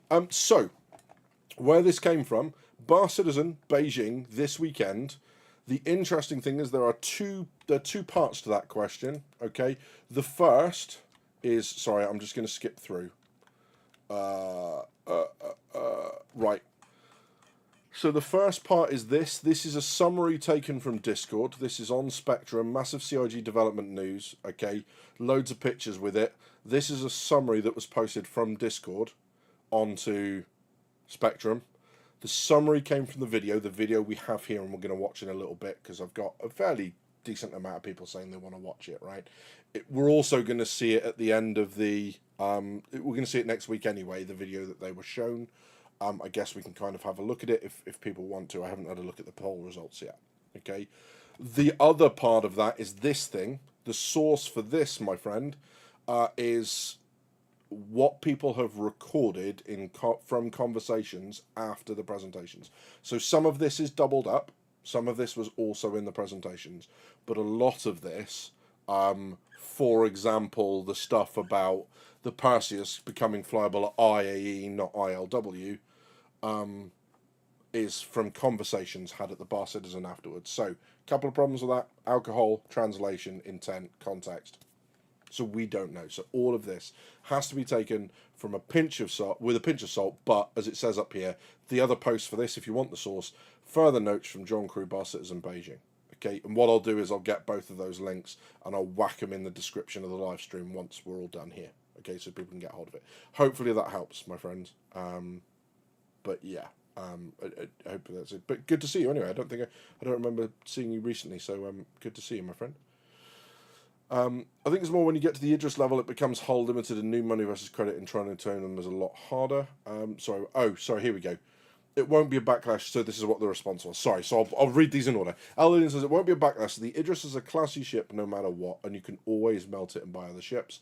People underestimate how big of a deal the MET system is. Most companies would say you bought it, that is all, 100%. Matthew says in response, I think it's more that when you get the Idris level, it becomes hull limited and new money versus credit, and trying to obtain them is a lot harder. Yes, you can't buy the big stuff, I think, with credit because of money laundering issues? Something like that. So all the big ships have to be, I think, new money. Is that right? Someone, there's something around that. I can't remember quite what it is. Someone clear that up for me while I have a drink and then pour myself another glass, because I am slacking. I said I wanted to get through this wine. Like I've hardly gotten through the first glass. No. What was it? I can't remember. Was it? Oh no, sorry. It was the upgrades, wasn't it? You can't upgrade to it. Sorry, my bad. Forget what I said. You can't upgrade to them, so you can't CCU. You can only buy outright. But you can do it. You can do it with credit. But what you can't do is CCU up to it. You can CCU up to something like, the Polaris. Basically, I think the threshold is £1,000. So yeah, time to hook up a new keg of Guinness before we start the video. I wish I was on Guinness. No, I don't. It's too warm for Guinness. Red wine's good.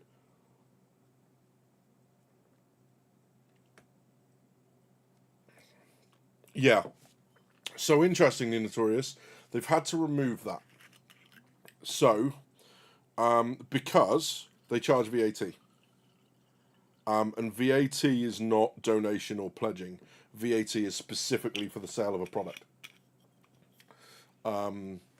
So I believe now they've removed that specific caveat, especially for Europe, but I think across the piece, right?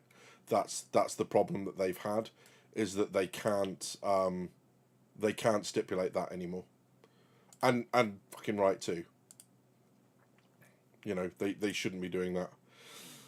So yeah, because if they charge, they can't charge VAT and then go, yeah, but no, that's not how that works. Sorry, music. Gonna put that back on. Da da da da. There we go. Lovely. So yes, so that's where it is. Yeah, it is warm today, says Matthew. Yeah, I think it's about to rain here. Looking out earlier, it was, so that would be nice. It would cool things down a little bit. I want ships to be delivered to pitch, but CIG always said they may change in concept. That said, I still want my spiky wings on the BMM back. Yeah, the kind of a lot more, almost like scythe-esque wings. Yeah, I get that. It was just really unfortunate when they did the BMM update. It looked really good, but they just got that one photo of an angle that made it look like it had just let itself go and put on like 800 tons. And it doesn't actually look like that from any other angle. It was really unfortunate that it just suddenly looked chonky. It has got a little bit chonkier, but not as bad as that photo. But I get you.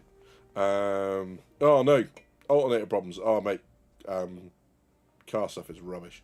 I really love the interior of the new BMM and the old exterior of the BMM. Yeah, I think that was the really interesting thing about the BMM is the BMM was 100% just like such a straight up like improvement. That's what it felt like. The interior, the exterior, yeah, not so much.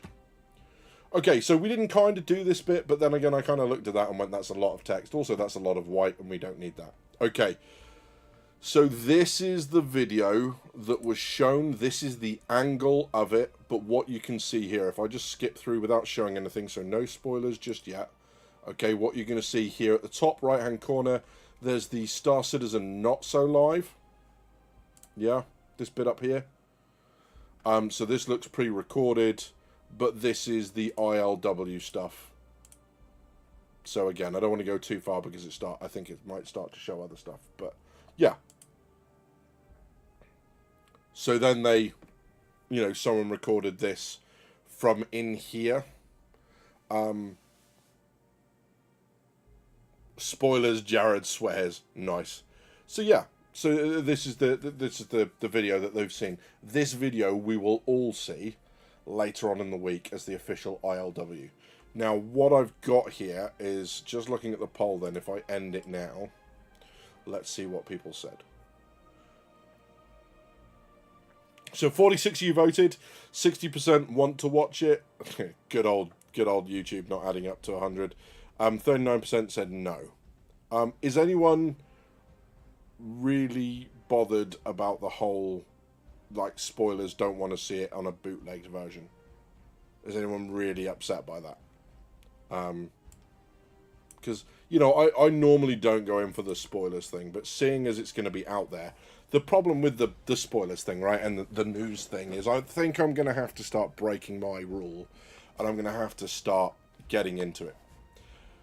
Because, like, you watch the channels that do that versus the channels that don't. The channels that do that seem to be growing massively. And it doesn't mean that I'll replace the other content. It doesn't mean that I'll replace the discussions. I just wonder whether I try and do a little bit more of the news in the moment stuff. And we'll see. Maybe that works. Yes, I'll be upset if you don't, so it says Dove. No, if they are, just mute and walk away a sec. Not bothered. Yeah, it's a long old video. It's like 40 odd minutes. Walther 007. Hello, my friend. A larger than Javelin battleship is questionable. We saw the Bengal variants as seen in Squadron 42. Mentions the cruiser and a battle cruiser. Yeah, there's also an escort carrier as well, which I'm not convinced is the Kraken. I'm kind of not convinced. It might be, but I kind of like it to be something cooler. But yeah, we've been going over the spoilers the whole stream. Well, you know what, socially, you're not wrong. It's all over YouTube anyway. Fine. Okay, so let's then kill the other audio. I'm going to go back to desktop audio. I'm going to put it up a little, and then we'll adjust the volume as we go through. But let's have a quick watch of this and see what it says. First time thing, so I'm going to explain what the show is. Oh god, the audio quality is awful. I have to explain the show. It would take about 30 minutes out of our time to sit down with one of our safety developers and make them answer questions from you, the Star Citizen community. In this case, our wonderful Chinese community. Somebody, I didn't get the name, sent us a massive wonderful list of questions covering a huge variety of topics. Obviously, it's while we're hard at work getting the next release of Star Citizen now, working towards the closing of Squadron 42, whatnot. We can't pull a whole bunch of people necessary to get that full breadth of questions that you guys sent out. We were able to snag longtime friend and He's also, and it's really annoying for me because it's the headset, is that clicking right in my ear. Are we saying then that there is a better version of this or not?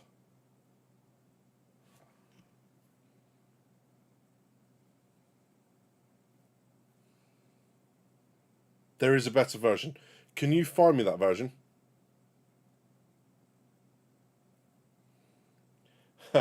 Thanks, Manny. Yeah, absolutely. Yeah. I'm Lillian, you're not wrong, my friend. Fact. You're just spitting facts over there. Donation for the so that's quite funny. While Matthew or someone finds that for us, which is very much appreciated. The bit that I had to laugh at was the we were talking about the Friday night ops becoming Friday night shenanigans because we're not organised enough for it to be an op. What became very funny was then we started talking about, well, is this drinkers with gaming problems or is this drinkers with cognitive impairment problems? Because I feel like sometimes it's the latter. So yeah. Yeah, and so we'll talk about this, right? Is I had planned to do a video, I just ran out of time. Oh, sorry, a script for this bit because I wanted to kind of talk to you guys about it and then upload it. So I'm going to do it separately. No, Matthew, if you fling it to me on Discord, buddy. I have a problem with what CIG have done with Bar Citizen this weekend. Okay? I do not have a problem with them looking at the Asian market and going, do you know what, this is unfair. Because of things that are outside of ours and their control, we can't do a CitizenCon over there because of all the public, kind of information problems. Get that 100%. Thank you, Matthew. I'll have a look in a second. I don't have a problem with that. Like I've been saying already, gaming should be as inclusive as it can be. We should game with people from around the world, because we all have a common interest. And the more you know about other people, the less likely you are to shoot at them, right? As long as what you find out you like, I guess possibly it could go the other way. But like this, the way CIG have done this is awful. When they did CitizenCon, which people paid a huge amount of money for, Squadron 42 gameplay reveal was live streamed around the planet at the same time as it was shown to us, who were there. We paid a large amount, they paid for free. Or sorry, they got it for free. And I don't begrudge that. I like that they live streamed it. The point I'm making is that if CIG ever had the argument to say, hey, we're going to give it to some people 48 hours a week before anyone else, it's that. It's where it financially benefits them. This is an event they didn't ticket, to my knowledge. It wasn't run by them. They just turned up and did some presentations and stuff. And yet, this information, they know it's in a language that most of their game playing population don't speak. Right? People who don't speak the language, trying to interpret it with context, who then record it in their own language, who then translate it back to English, and then for a week, people speculate before this comes out in the UK. Right? And I guess you could say, well, hey, they know that this is going to come out. Well, fucking release it then.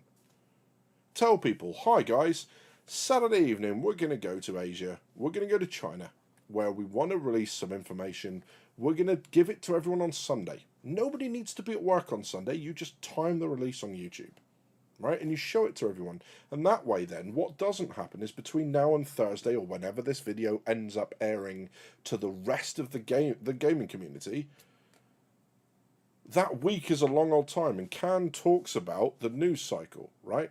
The amount of people for whom won't give about this in a week, who will have taken whatever's written as fact and then they'll go away, and then when it comes to bite them in the ass a couple years down the line, they will be like, they said this. No, they didn't say that, but you tuned out of the news cycle too quickly. Or more to the point, CIG, through no fault but their own, let the news cycle skip over it and let a load of people remember stuff. This happened with the F8C, right? When they sold the F8C, the amount of people saying they said they would never sell it, that's not what they said. It's not what they said, right? Comments were made about the F8A, and they said that it's not on sale currently, and then multiple comments at the same time were made about never say never, it's always an option in the future. So the very worst we got, the worst that CIG said, was they put out a mixed message.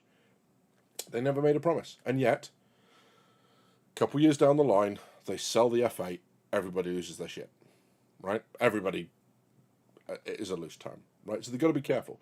Bar Citizens, as Manny says, Bar Citizens are good fun. I kind of want to do the one in June. I'm looking at the cost. Oh my god, Manchester charge ridiculous fucking prices to stay there. I'm hoping to be able to do that, but we'll see. You know, like, it's a shithole. And it charges more than London. Equal to London. Blamsmith, good to see you, buddy. So here we go. So we think we've got a better version. Thanks, Del, for posting me an image of myself looking like I'm asleep because my camera froze. I hate you so much right now. Thank you, mate. Okay, so I'm gonna go and grab that, and hopefully visit site. That will pop up. Here we go. But they don't really cover the full.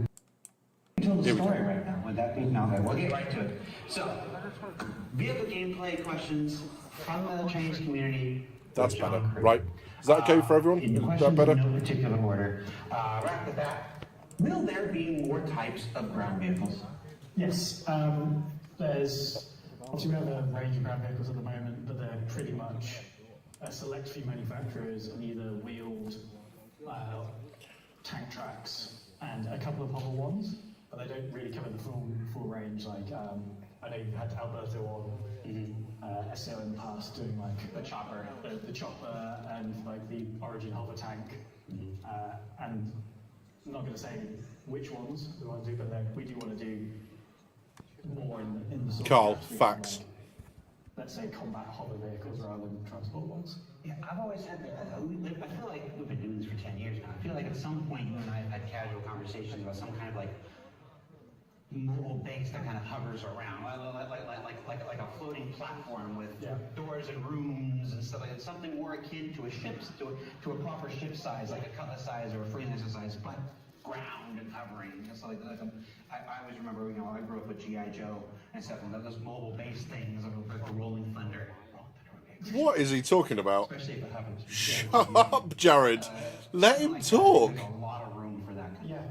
Bloody hell. Definitely something we've talked about and looked at in the past.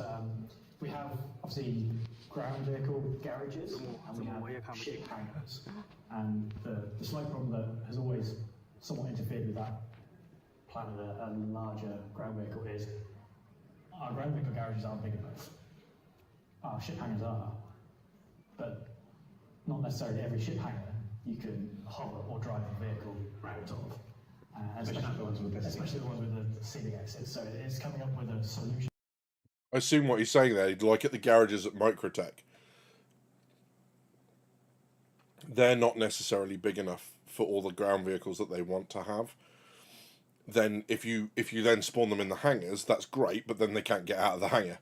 So I see what he's getting at there. To that, and then we could have maybe not. I always forget the film with the big roving cities. Mortal Engines. Mortal Engines. I'm not gonna say that big, but probably not that big. But no. Is that where the hover ship thing came from? Because he mentioned Mortal Engines. Please no. Please no. Never say never, ever. Plus, I think if we're being real candid and honest, I think we need more gameplay systems that utilize ground vehicle technologies. There's a couple. I was just had a meeting with Rick Porter, your design director from PU, last week, where I wanted to pitch, like, you know, if we get, when weather comes online and stuff, you know, being able to... Blandsmith, this will be shown next week. Ships out, but having like giant Sturgis-style, hog-wild, you know, kind of events that require hundreds of ground vehicles in place and stuff would be super cool. And that's, again, that's just casual conversation between me and the design director. It's not a commitment to an idea, but it's just, I think there's a lot more we can do to incentivize the use of ground vehicles. Yeah, we have a lot of ground vehicles at the moment, but there isn't a lot of use, and the use they have sometimes is not ideal.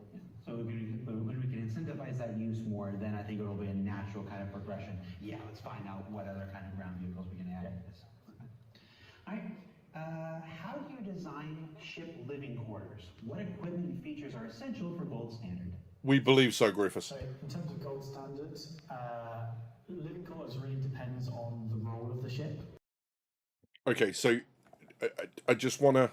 I'm sorry, guys. I just want to make this point. Okay, so let's go back to that. Okay, what we got there, more to cover gaps, specifically hover vehicles, fine.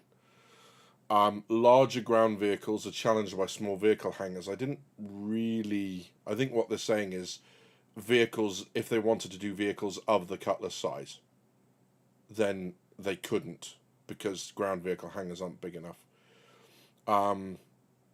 That interested in adding more vehicle gameplay, and then Jared said that's not a commitment. That's what I think should happen. You see the problem from, and these notes were transcribed by people who speak English. So this isn't a translation problem. This is a context bias. This is what I think they were saying. This is what I wanted them to say. This is what I hope they're saying. You get the point, right? It's a very, very dodgy ground to be working from. Sorry. Obviously, some ships don't have living quarters, and that really is a soft gate for how far and long you can use that ship. If you don't have living quarters, eventually food, drink, hygiene, and I guess tiredness. I'm guessing, AV, that will be the Thursday video. This will be the Friday. To go a long distance, you need living quarters, and then they come in different scales. We have the bare-boned one with beds that currently let you log in and out. Beyond that, if you have food, you need somewhere to get rid of the food when it's being processed, so they all have toilets or showers. And then for the more grandiose and luxurious ships, you go from here's a bunk bed with a food machine in the wall, and you sit and eat your food, or stand and eat your food, to you have a room which has a seat, bed, toilet. Military ships follow real world military ships. Everyone doesn't have their own quarters. You have bunk rooms with shared mess and galley, all the way up to luxury ships like the 890, where everyone has essentially their own apartment with everything in it. So it really depends on the role of the ship and the type of the ship. So, Maxwell, there isn't the original yet. Okay, so this video was released ahead of time. It's the ILW Star Citizen Live, which we believe is coming on Friday. This was shown specifically at the Beijing, China CitizenCon yesterday. Sorry, Bar Citizen yesterday. So this is why it's bootlegged. This is where all the notes are coming out from Spectrum and that sort of stuff. It's coming out from this. And there is no original yet. Original on Friday. if it has food, it's got to have toilets. We think. The toilet might have a shower there as well. Not released mainstream, only released in person in China. Yeah, at the moment they're very much role-play things. And we spend a lot of time internally arguing about toilets and showers. Yeah, we're not going to put a when on this, but if by the time your time here is done, my time here is done, if we don't have poop gameplay, I'm going to do it. Yeah. There'll be one of the directors who will be very upset about that as well. Hey, Epidemic, good to see you, my friend. In the case of somebody who wants poop gameplay. Hey, Chris, if you're there watching, sorry. On the other side of this, single-seat fighters. Talk about it after, Max. I'll talk about it after. Will single-seat fighters and similar ships allow for in-cockpit eating and drinking? I love seeing this question right now because there's this, this thing that happens where, you're running, you're getting your ship, you're having to take off to clear an LZ or whatever, and you didn't get a chance to stop and top up your vitals beforehand. And there's nothing worse than you're flying in your Avenger or whatever and you die of thirst. What Epidemic said. You can't pop a cerveza. Don't drink and fly. So will single-seat fighters and similar ships allow cockpit drinking and eating? For me personally, yes, that is something I want. Ultimately, that is not my area of responsibility. It's more of an overall game direction thing. But I don't see why we wouldn't allow that in the future. Are there plans for more ship weapon types? Obviously, we're seeing in the FPS weapons, the bolt weapons, which we talked about for a while, are finally making their journey from Squadron to the PU. Are there additional ship weapon types that are percolating in someone's head here? There are a couple that, if I get my dates right, people will be seeing very soon in game. Again, things trickling from Squadron into Star Citizen. Beyond that, we haven't really looked into new weapon types. It's more expanding the range of the existing ones. So at a very simplistic level, we have ballistic ones, we have energy ones, and distortion ones. And then within that, you have cannons, repeaters, Gatlings, and we have gaps in those lineups, because you also have the size ranges within that. So it's filling those out, giving them different flavors first, before we chuck in another archetype. For me, I mean, obviously, I'm a Star Wars guy and whatever, but my affinity for Star Trek has always made me want beam weapons. We talk about beam weapons. I feel like it comes up every year. And maybe not for you don't want to see a Gladius flying around with a beam out of its nose or whatever. But for these larger ships, like a Hammerhead and above, the ability to have like beams and whatever would just be such a cool visual. And that's one of the things I every once in a while I just kind of hope. I'm like, is this the year of beam weapons? I think this is the year of beam weapons. Oh, you think this is the year of beam? Yeah. I faked a reaction there. I was aware. That, Carl. That. You can do nice things for the Chinese community without screwing everyone else up. The ability is limited to resupply or full weapon replacement. Is this intentional for balancing energy and ballistic weapons? Yes, that is something we definitely want to do. Chris mentioned this to me again last week before. Going back to the previous topic about filling in the gaps, we're looking at filling in some of those gaps, and some of them are ballistic ones.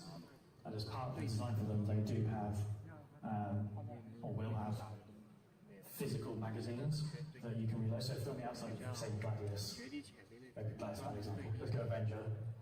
I think the issue, Blam, When they run out, you will need to go and restock. Well, if you brought spare magazines or ammo housings with you, you can go replace them. A friend could go replace them with their supplies.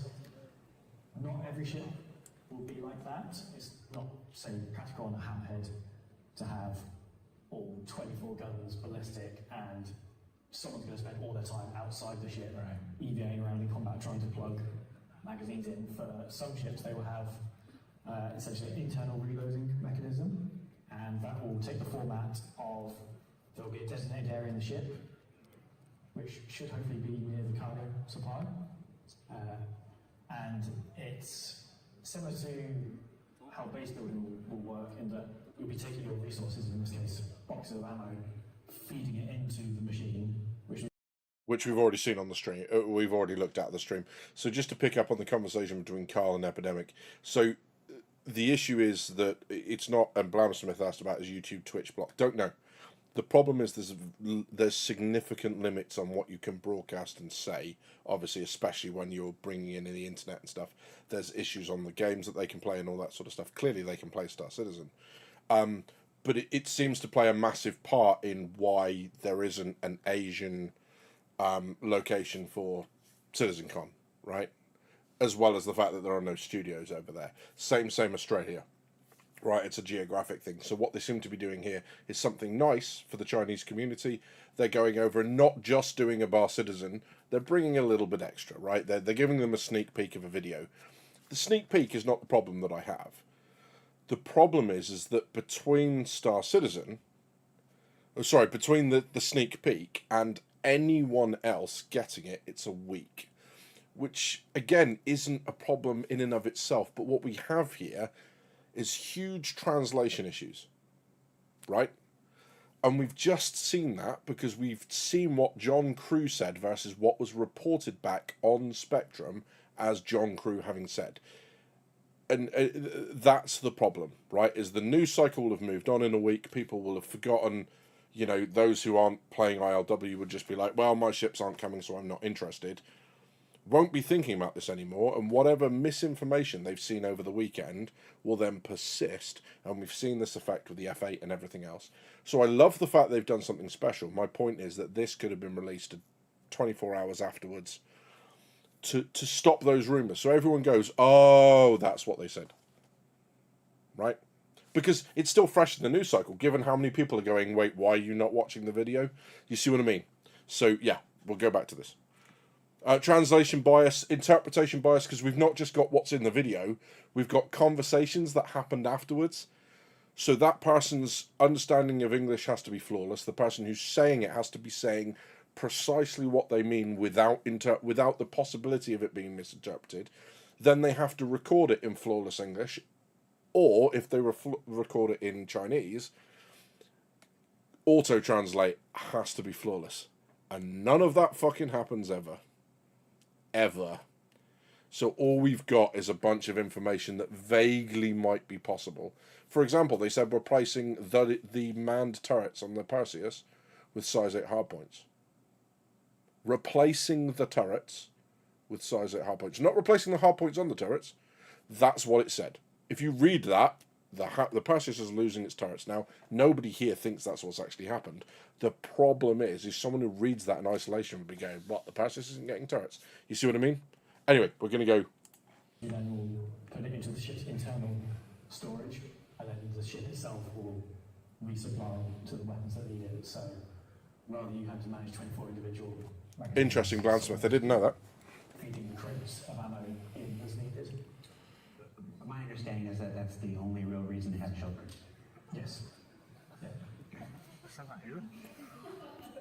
Jared! It doesn't change because it's private for the Chinese community. Can the Moby-class ship interface include remote control doors, elevators, and cargo ramps? So we've been talking about that for years. Desperately want this to be a thing. Sorry, I know I'm pausing a lot. I apologise, but I kind of don't as well. What was interesting at the beginning of this in the other bootleg one, which sounds worse, by the way, he actually said we were sent a huge list of questions. So it might be the case that we don't even see this. However, a couple people in chat have said that they said it will be broadcast. The interesting thing is that he's saying there, this has been recorded for the Chinese audience. So maybe they keep that in, maybe they remove that, maybe we get a slightly different version, don't know. Luna Maria, good to see you, mate. I was wondering how you're doing. Hoping you're well. You all good? Stuart H, exactly that. Yeah, you're putting it into some AI program. And Mandarin at the best of times is really fucking hard to interpret from a Western language. So yeah, 100%. Yeah, hope you're doing well, Lina. Pushing on it internally. Again, it's not directly in my wheelhouse, so it's subject to other teams. We'll have a look in a sec, Rufus. But yes, being able to unlock, lock, open doors from Moby-class for your ship. Sorry, the beginning of this year is a good time as any to reiterate Nice. this. You know, at the end of this year, we had Benoit on and talked about the big change in focus in this year. This year's focus for feature teams is on closing Squadron 42 out and improving stability and performance without introducing the stability and hits that come with new features. We don't know how long it's going to last, but we're definitely still in that period right now where we're still refining, we're still... That's interesting. They don't know how long the stability thing is going to last, so they've said a year. It's not an anytime soon kind of thing. Just Interesting. Little expectations management on it, but a lot of these things, we've got this laundry list. I think there's things that we're all trying with. I know that the team that's doing it has a lot of stuff, and there's a lot of stuff that players have asked for. Like, Jared is an alien, confirmed. Camera on the radar. Like, they're doing that before. Yeah, but it's always been, you know, it's the choice in years previous has always been go to the new feature, and this year we've made the choice to go to stability, to go to performance. Like, Hey, Raging, good to see you.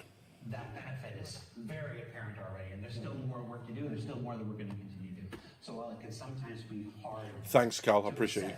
The wait for this thing that everybody wants and whatnot, I still think it's the right decision this year, and I think a lot of folks would probably agree. This focus on stability and performance this year is paramount. Agree, Lillian. The eye of development so on will turn back to new features for the PU at some point. Can weapon and missile hardpoints carry other tools like fuel tanks or electronic pods? That is something, not those two specific things, but again, not to give too much away, but in the very near future, we're going to start experimenting with some alternative options for what missile racks can carry. Right. Yeah.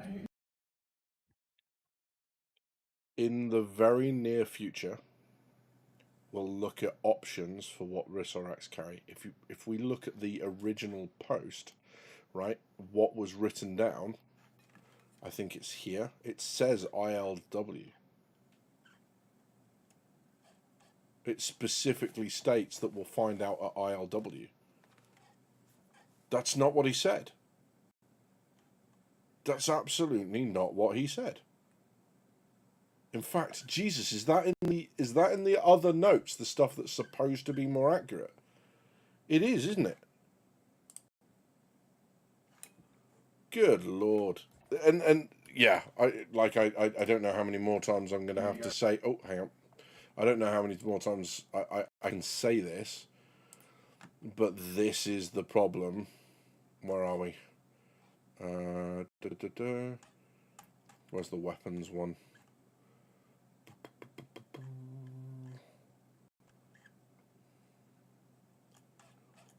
I can't. Where is it? Someone help me. I can't find the bit. But again, this is just showing that this isn't coping when you say no, it can't carry this. Yes, it can't carry that. Right. This is, you know, where we point out that there are problems in translation. That's not cope. Yeah, but it's definitely on one of these. I can't remember if it's on this or on the other one. But it actually says on this that it will be revealed at ILW. I'll find it while we're watching this. I'll grab the other frame and pull it out and work on it while we're watching the rest of the video. Sorry guys, I keep interrupting.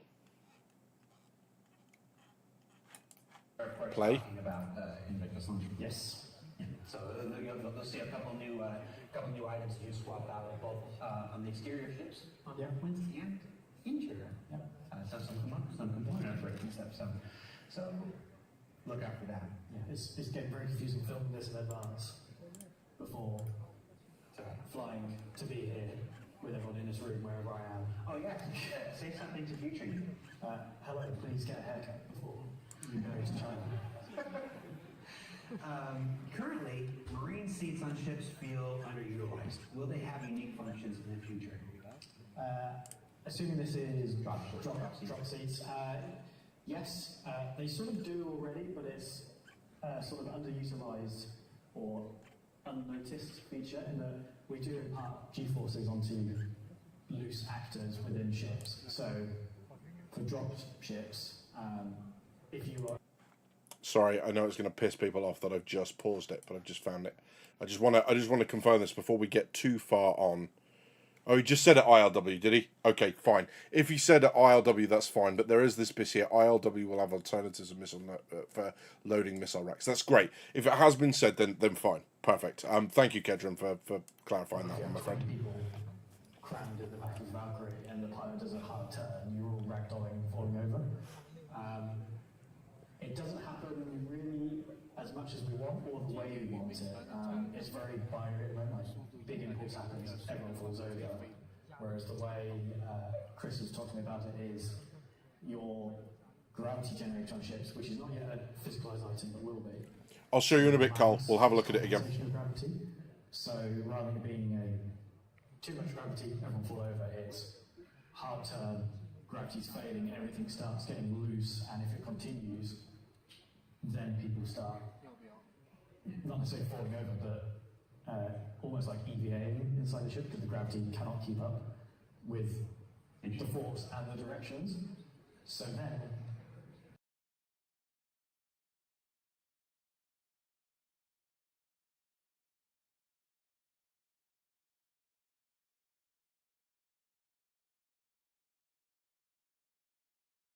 Shit. Sorry. Thank you. Fucking yeah. It's because of the wine. Why? Why can you all just be looking away when that happened and not listening and not paying attention? What the fuck? Sorry, guys. Drinkers with technical problems, or drinkers with alcohol problems. One of the two. So yeah, again, it said that you would go, that you would lose gravity within your ship. That's not quite what he said.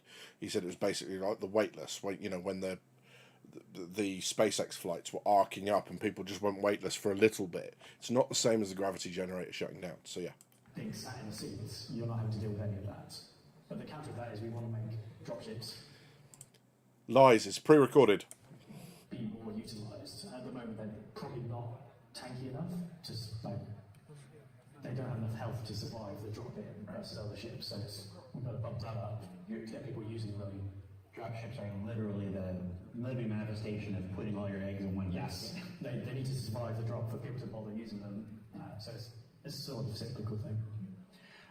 The Zeus's design is impressive, especially the interior.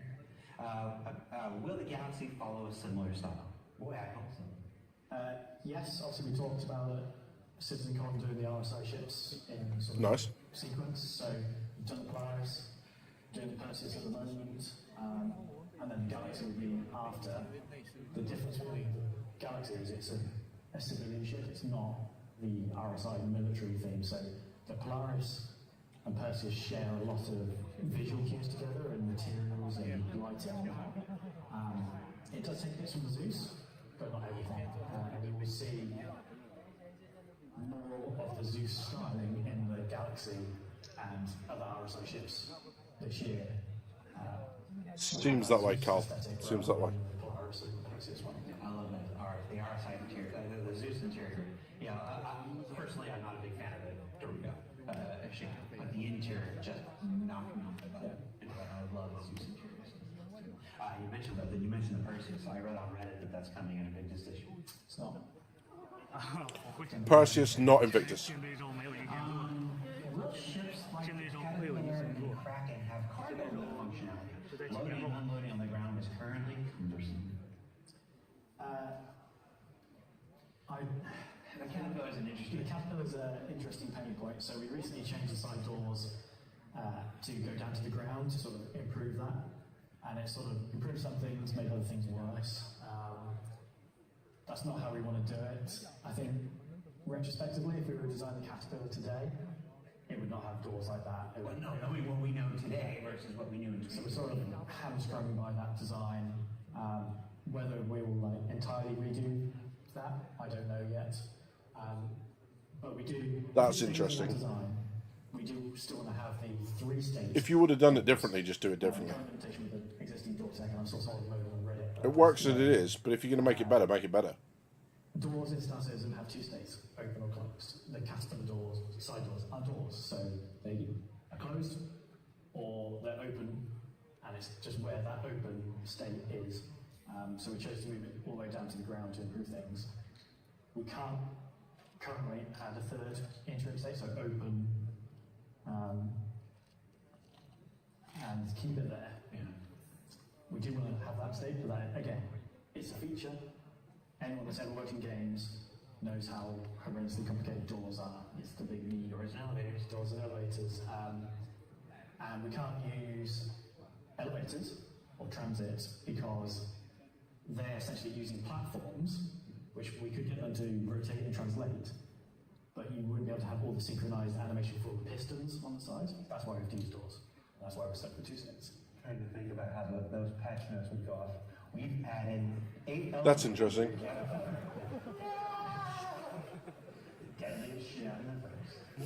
Deadliest ship. More player kills than any other ship. because it has 8 elevators. I think it does have a lift on the bottom. It just kind of tips on its side. It just all falls out. Drops everything. But we are going to be looking again at the Kraken concept soon. Exactly that, Carl. This year, it will be going into pre-production. You just gave somebody a heart attack there. Where's the end of this year? Going into production. Going in pre-production. Not coming out this year. Read my lips. No new Kraken. Wow, that's a George H.W. Bush. Wow. Can the reclaimer, oh, here's another one. Can the reclaimer's rear cargo platform be adjusted to avoid blocking 8 SCU plus of cargo? Again, another ship, knowing what we know today, would not exist in its current form. The reclaimer's an interesting one. I'm aware of that. I'm going to pause that because that's really important, right? The fact that they have, the fact that they are willing to admit that publicly, if we created it today, it would not exist in its current form. Like, what other company does that? That's quite a big thing to admit to gamers and to anyone, to customers, right? Because that's what gamers are to this company at the end of the day.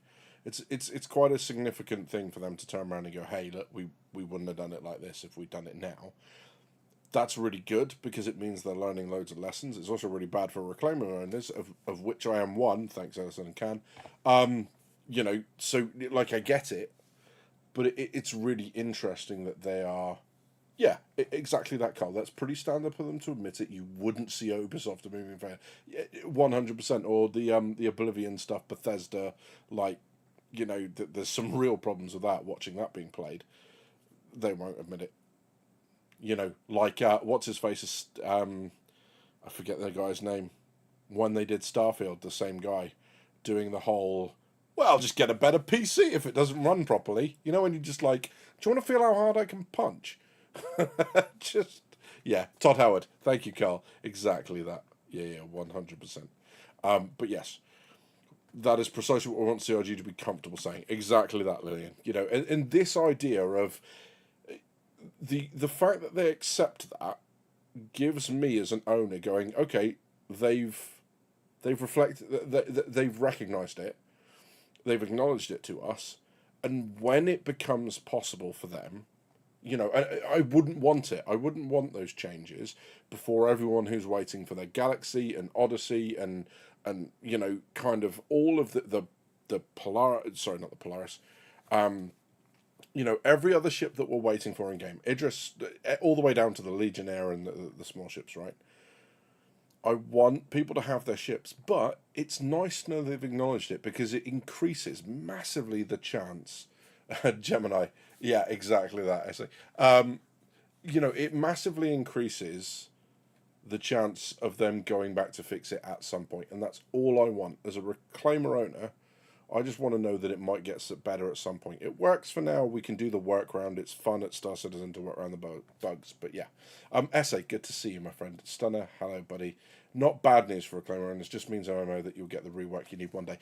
Exactly that. That's all it is. And the fact that a company is willing to admit this, and this is going to be aired properly next Friday, that's really cool.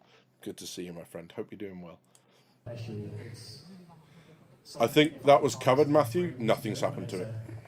It's a snowball effect with the reclaimer. Everything is, the way it was built back in the day is not conducive to quick and easy changes. It's sort of, you change that. Did anyone see that bit that went across? There's so much information. I envy people that can go to this. Yeah, 100%. An interesting quote we found when we did the whole scene. So obviously the whole scene took forever to come out. We did a lot of the work. 2017, and then we waited years for the features to be ready.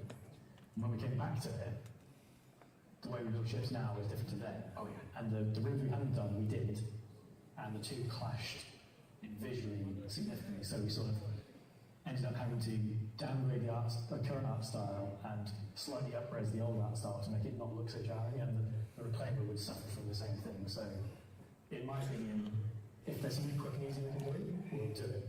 But that whole interior needs a complete... don't know if you remember me saying, I said, why would the art styles clash, just keep it in the old art style? That's why. Because to put it in the old art style would be a bunch of ridiculous work, because they want it to be the newer, more high fidelity, more texture, more textures, more angles, new stuff. Why would you put it into an old system and rewrite it in that code and those visuals when you know you're just going to replace it? That makes sense. It absolutely did not make sense when I read that. You guys might have been sat there going, duh, badges. But I read that. It did not make sense to me. But now he said that, it makes sense. It's another example of how the translation just can fuck people over. Not redoing, but reimagining. Newer citizens might not know, folks who have followed the project for 13 years would definitely be able to tell folks about how process and procedure have changed and evolved over the years. The way we make anything in 2016 was not the way we were thinking about doing it in 2012. It's not the way that we learned to do it in 2020, and it's not the way that we've come to understand things in 2025. There's a reason we call it game development, not game construction. Drink.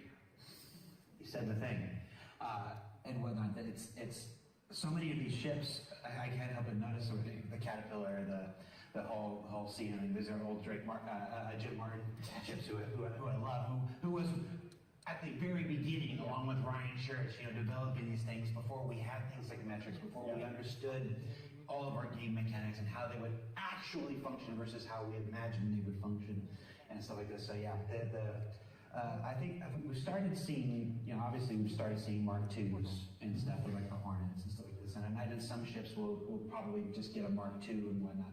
Other ships, like the Reclaimer, the Caterpillar, need some more TLC, need some more, time going back and fixing those things. Yeah, the question that is starting to pop up more and more is what necessitates, what drives the reason for a Mark II versus just update the existing one. And really that comes down to, we can do a Mark II for something that functions, and we just want to sort of deprecate the visual style of it.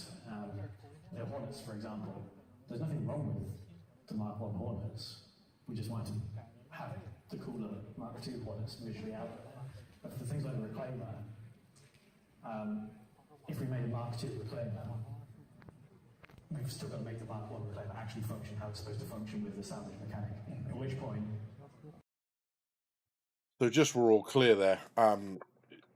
Deprecate doesn't mean what I think you think it means. Deprecate is literally means to degrade or to belittle something. So I don't think it means what... Maybe he means depreciate, but even then that doesn't make sense. And again, this is the problem with a lot of this stuff, is it's not immediately clear what he means there. But again, like this is slightly different tone that we're getting from that summary that was put on Spectrum, but it's not clear what he means yet. That's redoing a lot of it. Yeah.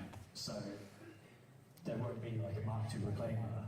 The amount of work will just be an updated Reclaimer. Really, Carl. I'll have a look at that. Thank you. A couple more questions.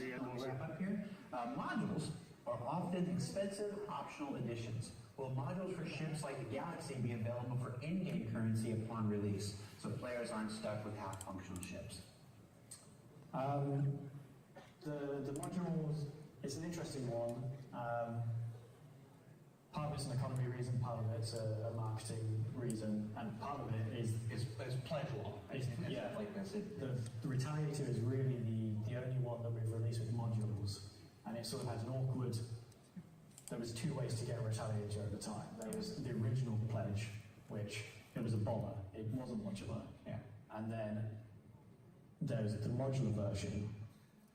When that was announced, you couldn't get the bomber one anymore, so people were pledging for the base one with no modules, and then you opted into the modules after that. So when we came to deliver it, we had to deliver both of them. So there was a lot of people that had the bomber one as like a loaner ship for their one without it, and were surprised that they didn't have anything.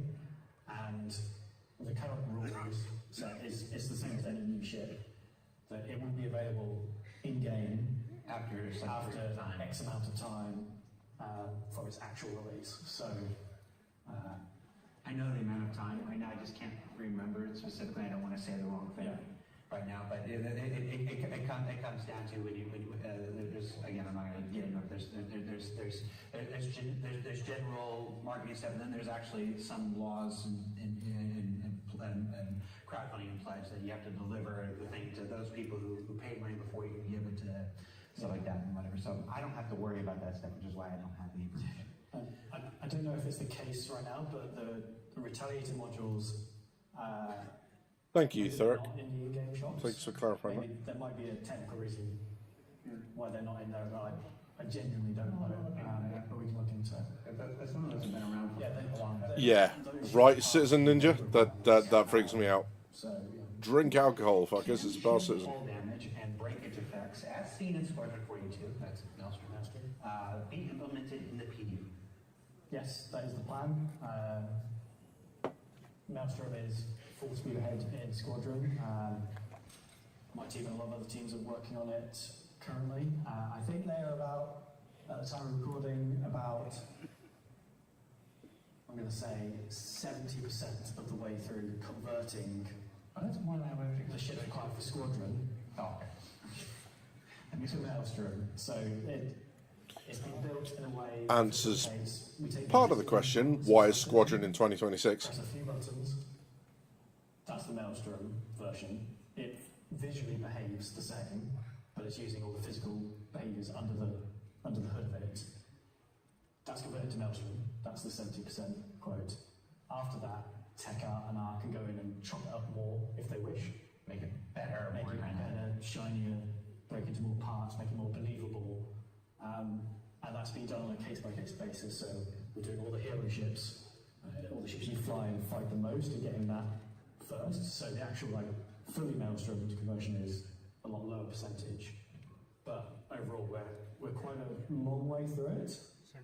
There's a lot of ships used in Squadron, but a lot of them are only used once, so they're just going to get the P damage model ported to Maelstrom. Done. If you're just tuning in, we're watching a video that was released in China for Bar Citizen.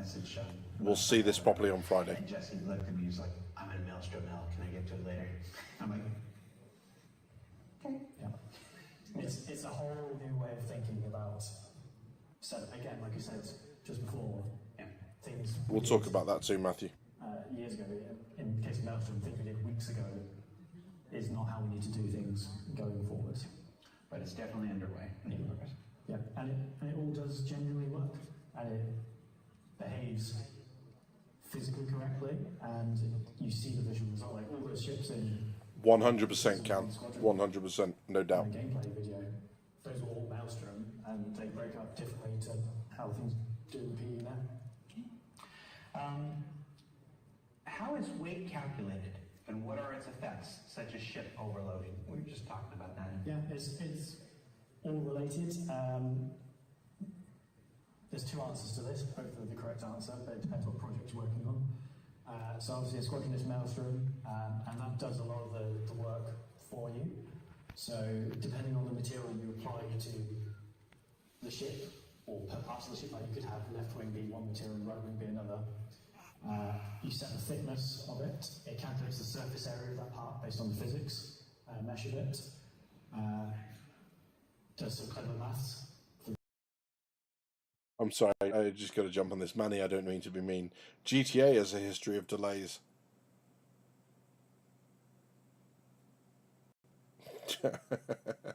History of delays? Really? I'm just funning with you, bud. But yeah, we'll talk about it in a second. Do we keep wanting to go on with that? Because I feel like actually we're covering a lot of this stuff. IDLG. Sorry, blind mate. How far are they with server mesh, and is it ready for production in Squadron 42? Server mesh is in, my friend. Server mesh is there. So, just while guys, whilst I'm answering this question from IG, just put in, do we want to continue with this video or not? Let me know. And Kasune, hopefully I'm pronouncing that right. Welcome in. Good to see you. So yes. So, server meshing is in. Okay, so the current shards now, which is when you log in, you play on the shard, are made up of 9 servers, and we are now seamlessly transitioning between servers.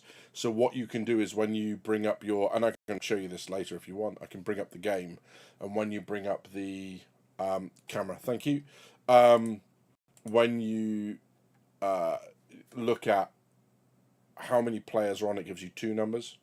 So it gives you the number of players on the shard and the number of players on the server. This is static, so it doesn't react to anything. So if you have, what's really interesting is the player count is upped to 700. It was 600 previously. We've seen it at 7. Okay, so 700 now is a real thing. So the player count is being upped. However, if all 700 players suddenly appear on Hearthstone, that server will have to deal with all 700 and probably shit itself as a result, right? There's that. So it's not dynamic, it's static. So the server meshing doesn't respond to demand, it doesn't look at what's going on, it just goes, I am a server, I am responsible for this area, and if it gets too much, I just shit myself, the server crashes, and then restarts, and it takes about 30 seconds to a couple of minutes for that to happen. So server meshing's in. We're there, right? We don't have the dynamic stuff, there are still issues to work out, there are old systems that don't work with server meshing very well. The transit system, so the monorails, the shuttles, that sort of stuff, they're still porting that over, but there's that. If I'm someone's VTuber avatar, they need to go get there are better free avatars. Like, if this is what someone chooses for a VTuber, they need to take themselves round the back and give themselves a good kick in, right? That's it. Yeah, absolutely. Do you know how I know that I'm AI? Because I've got 6 motherfucking fingers. That's how we know I'm AI, right? But yeah, his beard needs to grow to increase his power level. Matthew, it ain't getting any bigger than this. This is hair from my head stuck with super glue. That's what that is. So there's that. Yeah. Didn't they just do a stress test on the Idris and had 350 on the ship with no problems? Which is probably why the server count's gone, the server player count's gone up. But hopefully, IG, that answered your question. Also, Warhammer, appreciate you, my friend. You are more than welcome here. You are amongst friends.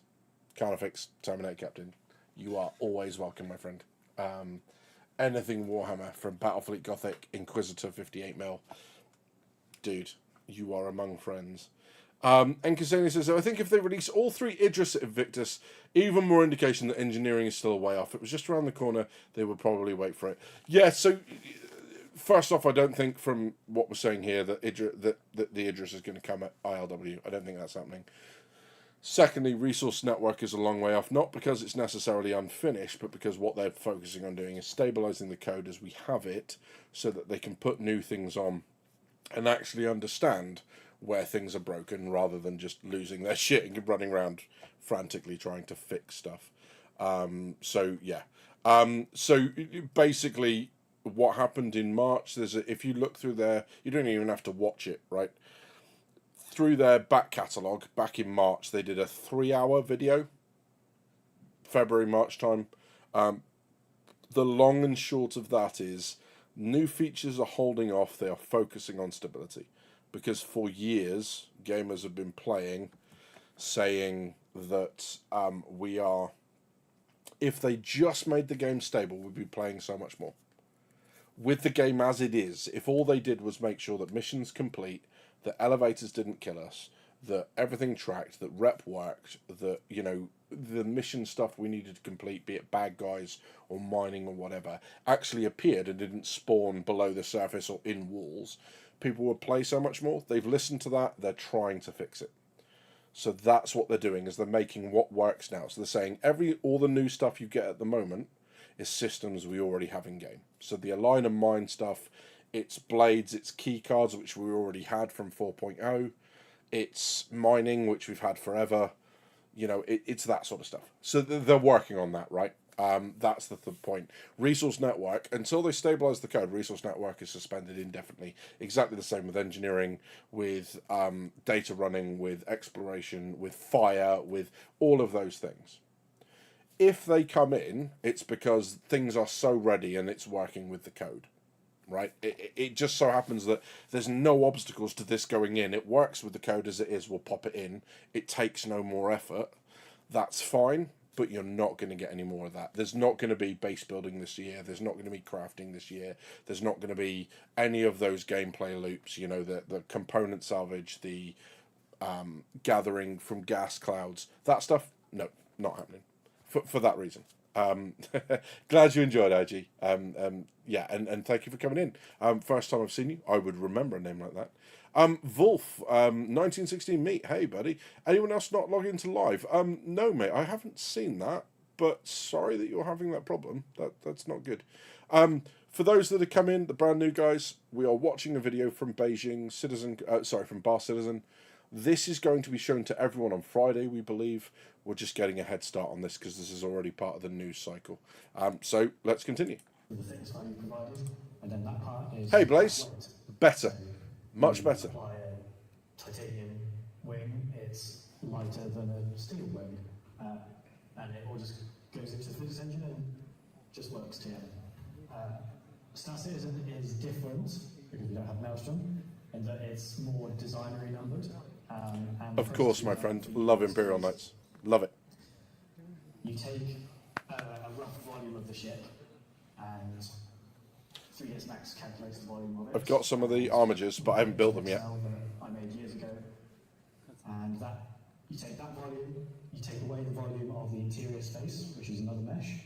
That gives you a volume of the hull. You multiply that by a density value we decided, which has some plus or minus, very like plus 5% for Aegis, because it's a combat manufacturing versus Origin, which is all high tech and carbon fibre plasticky stuff. That gives you a mass for the entire ship, and you put that on the entire ship, and then the game engine goes, about 50% of the volume of this ship is this part, so I'm going to put 50% of that mass here, and that's why occasionally you see things behave oddly because the physics is misinterpreted. So that's a very clear translation what went into the notes. So that's good. The mass when it should have 50% of the mass and flies off to space, or the reverse. So again, that's the reason for having Maelstrom, is that those designer numbers go away to be created with ones that bit across the top. I wonder if construction will be released this year. No, not happening. And it does impact flight in both games. In Star Citizen, if you strip weapons and components off your ship, you will fly slightly faster.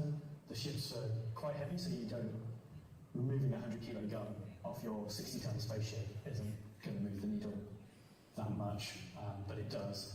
And cargo will impact it. It doesn't currently for any ship where the cargo grid is inside, because we're intentionally ignoring that at the moment. But for ships like the Hull Sea, Hull A, the Raft now, everyone's new favourite ship, if it's on the outside of the ship, it does account for that, so you will feel like if you've loaded your Raft up with gold, all of which was in the notes. Heavier than one that is empty. Yeah, well, when Maelstrom fully comes online, all these calculations are more accurate and reliable and stuff like this. I've always thought it would be cool that, you know, you got these folks like Atmo and like XGR, so they do the races of, like to do a cargo race, like you have to load up 200 tons of cargo, whatever. However you want to do it. You want to do it on the exterior, like whatever, but there has to be that much cargo on the ship and whatever. Just to kind of expect to handle and you have to get out your ship, swap out your components as necessary, you know, to help with this and this, and Chop bits off your ship to reduce the weight. like maybe you clip a bit of your ship intentionally so that breaks. I was like, I don't need that to go, and you pick up a little more speed and stuff like that. It's, you know, I'm always more interested in like the cannonball run style.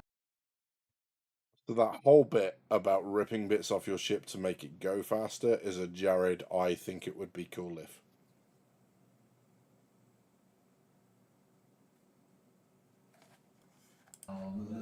Anything you can do to turn a race on its head and make it more crazy, I suppose.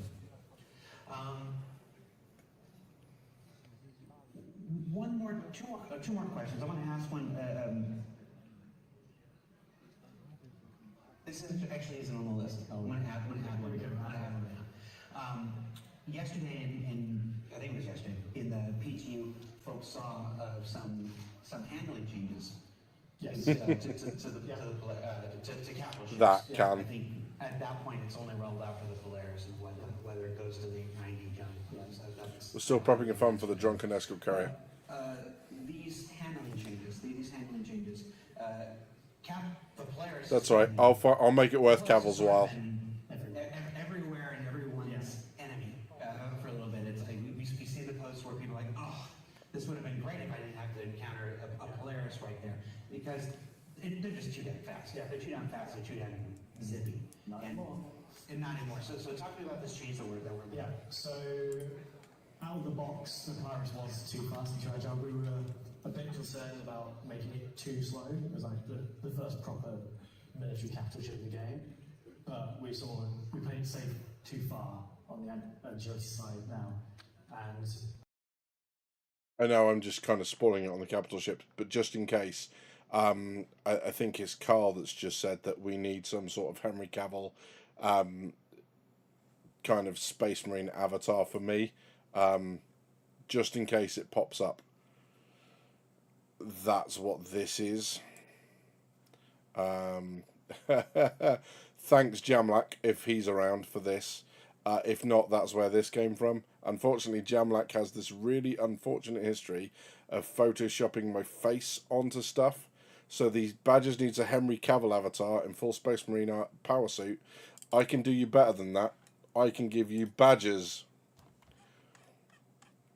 as a Space Marine. I'm so sorry. I had to interrupt the video for that, because that's fucking cool, right? Anyway, right, back to the video. Sorry, guys. hopefully now what is live, the time people are watching this, is a much slower. It's still, the Polaris in Law was a fast capital ship. It's supposed to be fast and agile, but that's relative to other capitals. So Not to Galactus. yeah, you're not going to be dogfighting. So we did slow it down pretty much in all aspects in terms of.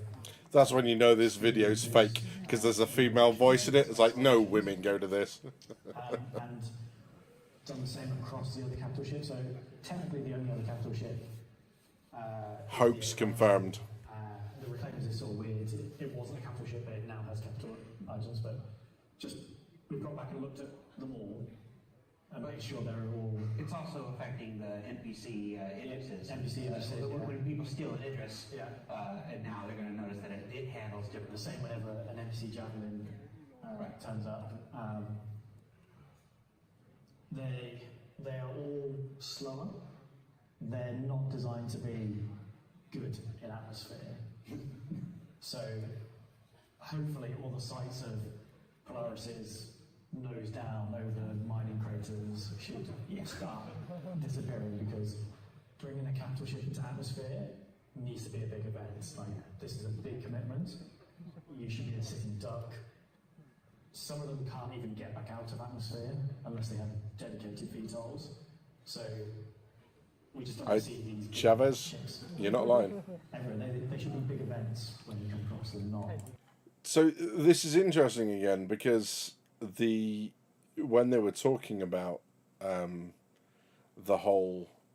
nose down problem, it's not necessarily a problem. It's not like a game bug or anything like that. They're basically talking about like the game breaking image of this huge ship that has no aerodynamics whatsoever, no lift when it's doing that face down, and all the thrusters are pointing up. It's like, how is that hanging there? That's fucking ridiculous. There's that.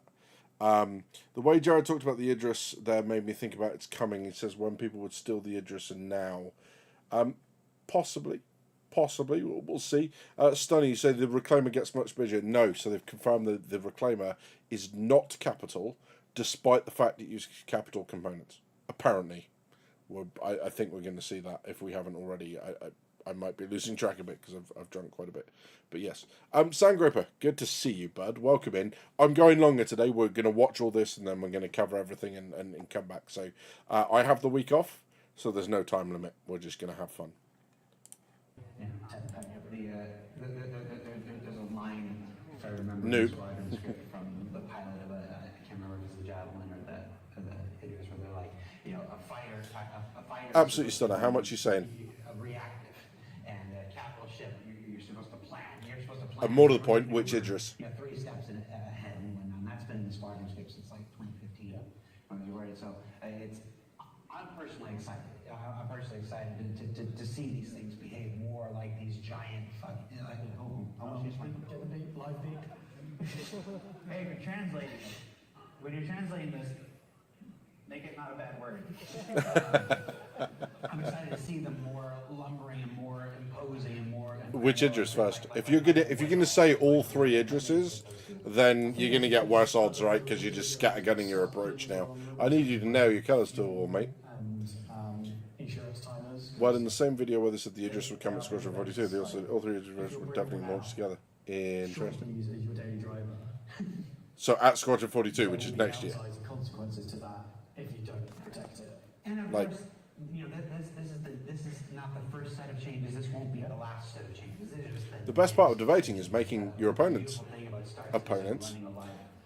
make your arguments for you. Is that we get to try a thing and then let it go for a month, and try a thing, let it go for a month. That's what this new release date is this year. We've already done 4 patches this year. We're about to do our 5th one by the time folks watch this, which is insane. We're not even halfway through the year yet. You know, there'll be a lot more opportunities to try something, tweak it, try something, tweak it, try something. We have a lot of ships in the game. There's still a fair amount to come. So it's always a delicate balancing act between balancing for the game we have now And the game we have in the future. And sometimes we go a bit too close one way or the other. So you'll see things like, oh, this isn't that better than the others. Yeah. And then we have to do a realignment to spread out the range. Like we did a pass recently on the heavy fighters. Like it, Sand. Like it. To sort of Nice. I would call you Groper, but that sounds we have rude. 8 owners complaining about it.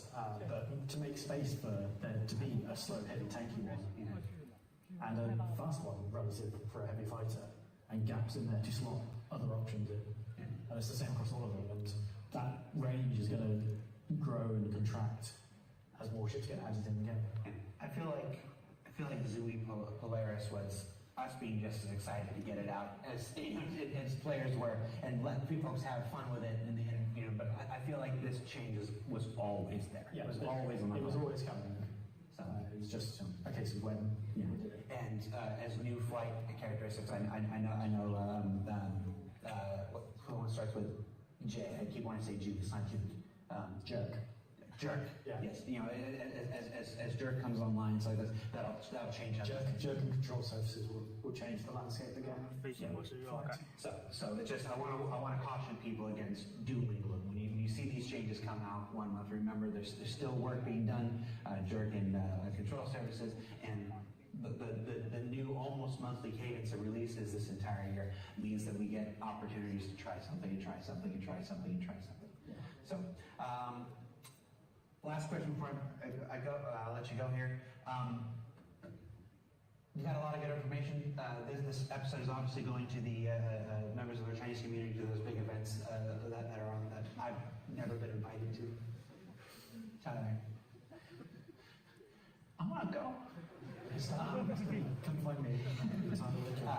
We're gonna release this to the public sometime during Invictus and whatnot, because everybody deserves to have the information. We're giving that these questions came from the Chinese community, where you give them their first shot at seeing them and stuff like that. It was a nice little thing we did. I want to ask you about the ships that are coming this year. Well, we've got a lot of good information here. I want something that folks aren't expecting. Can you tell me just Pioneer, Perseus. one ship that's coming this year that folks might not know about? So go for the RSI Meteor. The RSI Meteor. What is that? What is it? Ship punches above its weight. Get another drink in. You just drop some lunch on an elbow from the top rope.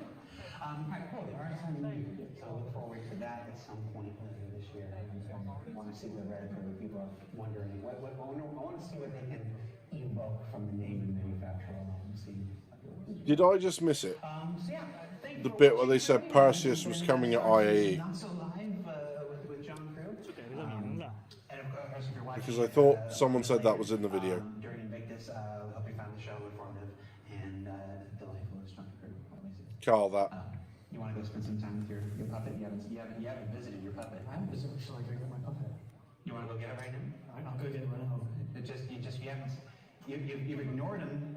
You've had your child. So they talked about it in terms of the styling, in terms of the, like, whether it was the Zeus or the whatever. Is that what you mean, Grievous? I'm just gonna. The Caterpillar's an interesting pain point. So we recently changed the side doors. That's Caterpillar. That's not how we want to do it. But we do, if it stays in that design, or they're open to complicated doors, it will be going into pre-production. You just gave somebody a heart attack there. That was the Kraken. Going into production. Going in pre-production. Not coming out this year. Yeah. And that's my point, guys, right? Is that the comments afterwards, there's no evidence that any of those comments happened. If it's not in the video, this is people interpreting what's coming, right? If they said IAE, it might not have been IAE this year. If they said it's coming this year, they assume that it's IAE. And this is the danger with this stuff is... This is why I'm never going to be a big Star Citizen YouTuber, right? And I'm comfortable with that because you can't put a price on living with yourself. It would be great if I sat here and claimed to know a bunch of things of these videos that are only hinted at. And I know a lot of YouTubers out there will give that a go. They didn't say that. And there's no evidence that they've said other than someone posting on Spectrum, right? I could go on Spectrum now and say, oh, by the way, yeah, that's the thing about the cannons and stuff. And I appreciate that what I said was, you know, if you go back to a live stream a little while ago, it's one of, it's Jojo TV's, hugely successful, huge up-and-coming YouTuber, in terms of the Star Citizen space. Like, when he made the video about me, I think he was just over 1,000 subs. He's now at like 5,003, right? He's just eclipsed me and he's disappearing into the distance. Really good, up-to-date information. Dude's a legend, right? However, when I made the video that he picked up on about the Perseus and stuff, none of that was evidenced, and I wasn't willing to give away where I got that information because it puts people at risk, right? And I don't know the person. I've heard it from a friend who heard it from a friend. However, the people that I've heard it from, I trust implicitly. So I'm not going to drop them in the shit. And I made that abundantly clear through the video, right? That I can't back this up. I cannot provide you evidence. And I think I said it like 3 friggin' times throughout the video. Like, I cannot provide evidence for this. And that's the point. A lot of this stuff doesn't come with that. There is no caveat on the Perseus at ILW. Now, if you ask me, I would say the Perseus seems to be coming at ILW. That seems to be the... Sorry, IE. That seems to be the best time for... The Perseus will be IE the end of this year. That makes sense to me. November time, yeah, that. However, because it makes sense to me, doesn't mean that CIG are committing to it. And that's the bit where we have to be a little bit careful, right?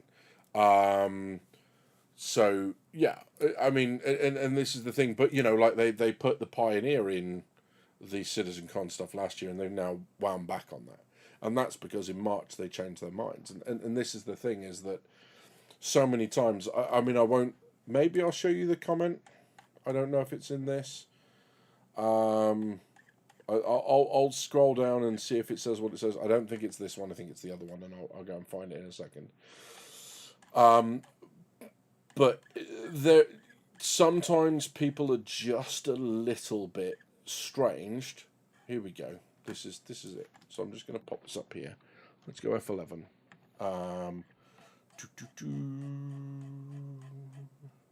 Where are we?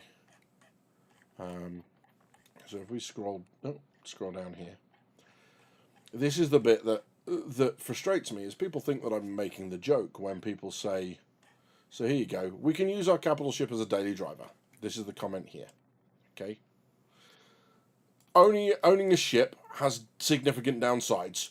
He said it. He said that this is what's going to happen. And the thing is, if you ask this chap, JTL1043, if you ask him about master modes, when they said master modes was coming in, yeah, but they can still change it. And it's because they don't like master modes. Or ask them about anything they don't like and why they should keep it just because they've said it. They're not bothered because they've said that they will keep it. It's I expect them to keep it because they've said it and it's something I've liked. But if they say it and it's something I don't like, I expect them to be able to change it. And that's the problem, is that CIG's views are not necessarily going to align with this person's own. And that's kind of the interesting thing here, right? I'm just going to put you on to the last part of that video, right at the end. I'm just going to let you watch that very last little bit outro, and then I'll be back with you. And then we'll discuss, and we'll look at some of the other information as well. Nothing with it. You don't visit. You certainly don't send alimony or anything. It's. Just oh, you don't hear. They brought you back. They brought you back. Oh, no. We'll go back to that. Okay.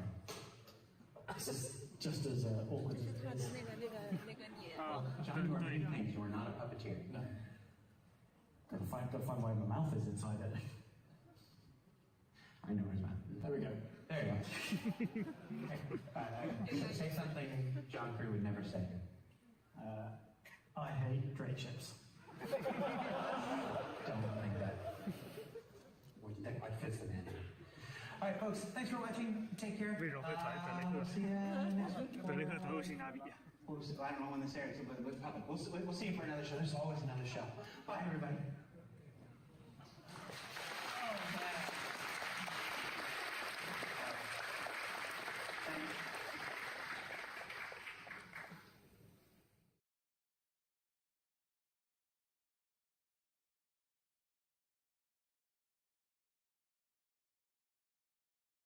Suppose if I want that back, I should probably activate my camera too, right? Sorry, just had to step away for a second. Yeah. Spotted that. Thanks, Cal. Yeah, 100%. It's obvious that John Crew wasn't trying to legitimize daily driving. That's it, right? And this is the problem that we hit time and time again. What is? Sorry, weird sounds coming through that screen. There we go.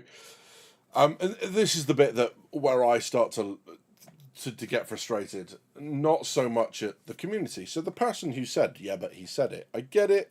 He's kind of, mate, ASMR helps me sleep, my friend. That's that. Yeah.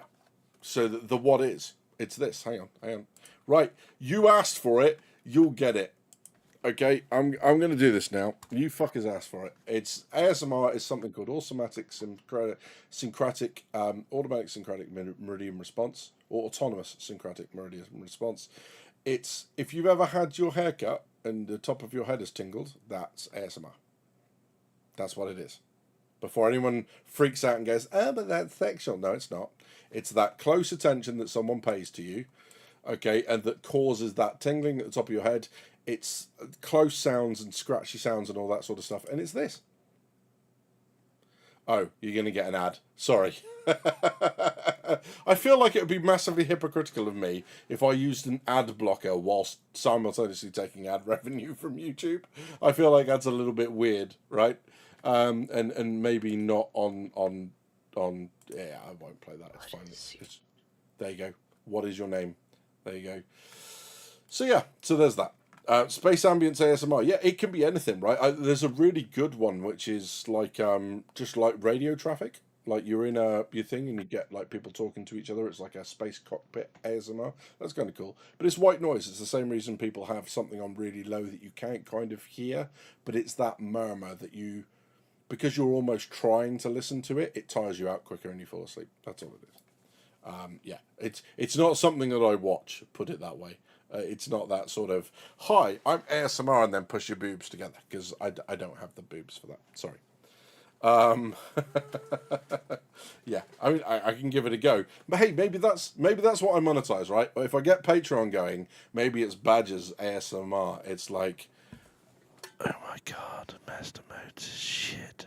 Like that. Would that, like, if I don't see viewers suddenly drop massively, like there's something wrong with you lot. But yeah. But yeah, the whole, yeah, that EU says, yeah, socially, yeah, Chorley FM, mate, coming in your ears. You need a fuel UE captain's uniform. Yes, absolutely, but with like the chest cut out and assless chaps. And this is why I don't stream after a full bottle of wine, because I'm fine, but I shouldn't be talking to people. No, I get that socially, and some people don't, because if you don't experience the sensation, it's like weird as fuck. I get that 100%. Get some duct tape. Yeah, if you're patching up a leak, if I just like hammer a hole into one of the bits of pipework in my house and then frantically trying to fix it, that's Drake ASMR, right? So yeah, time for a new avatar. Yeah, I'll become a VTuber. I'll be like Badgers with the massive boobies. Don't clip that, for fuck's sake. Yeah. So there's that. So lots of stuff going on in terms of the game and that sort of stuff. There's a couple of other things I think I've kind of mentioned and stuff as well, but I can't remember what we're going to with that. Oh, sorry, it was the GTA stuff. So what's really annoying, so the GTA delay happened not Friday 2 days ago, but the Friday the week before. I spotted it, but I was so tired with what I was doing with work. I actually wrote a script, right? And I'm not taking the piss, right? I wrote a script. The reason the screen's just gone mental, I wrote a script. I'm not taking the piss. And then did boob jizz. Thanks, Cal. I didn't go with it. And I'm a bit frustrated because a couple of people did, and it seemed to have gone really well. The whole reason, look, GTA has been delayed to May 25th, 2026, which puts it almost smack bang in the center of the year that Star Citizen is going to be, Squadron 42 is going to be released. A couple of reasons that might be good or bad. Obviously a game like that. So if you're not aware, Grand Theft Auto 5 was the fastest selling piece of entertainment media in human history. Not game, entertainment media. Music, video, film, book, art, game, anything. GTA 5 has outsold them all in the fastest selling. So I think Tetris and Minecraft have sold more copies, but in terms of the speed of release, GTA 5 eclipsed them all. Go and look at the GTA 2, so the GTA 6 trailer 2. Look how long that's been out and how many fucking views it has. Hey, Retina, good to see you, my friend. Huge amounts of views for that. Even if it's actually a flop of a game, it's absolutely going to outsell everything.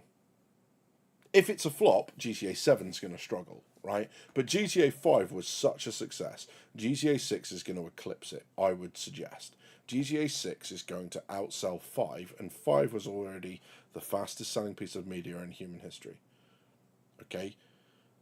To try and compete with that, even when it's not PC, it's a PlayStation launch, is kind of lunacy.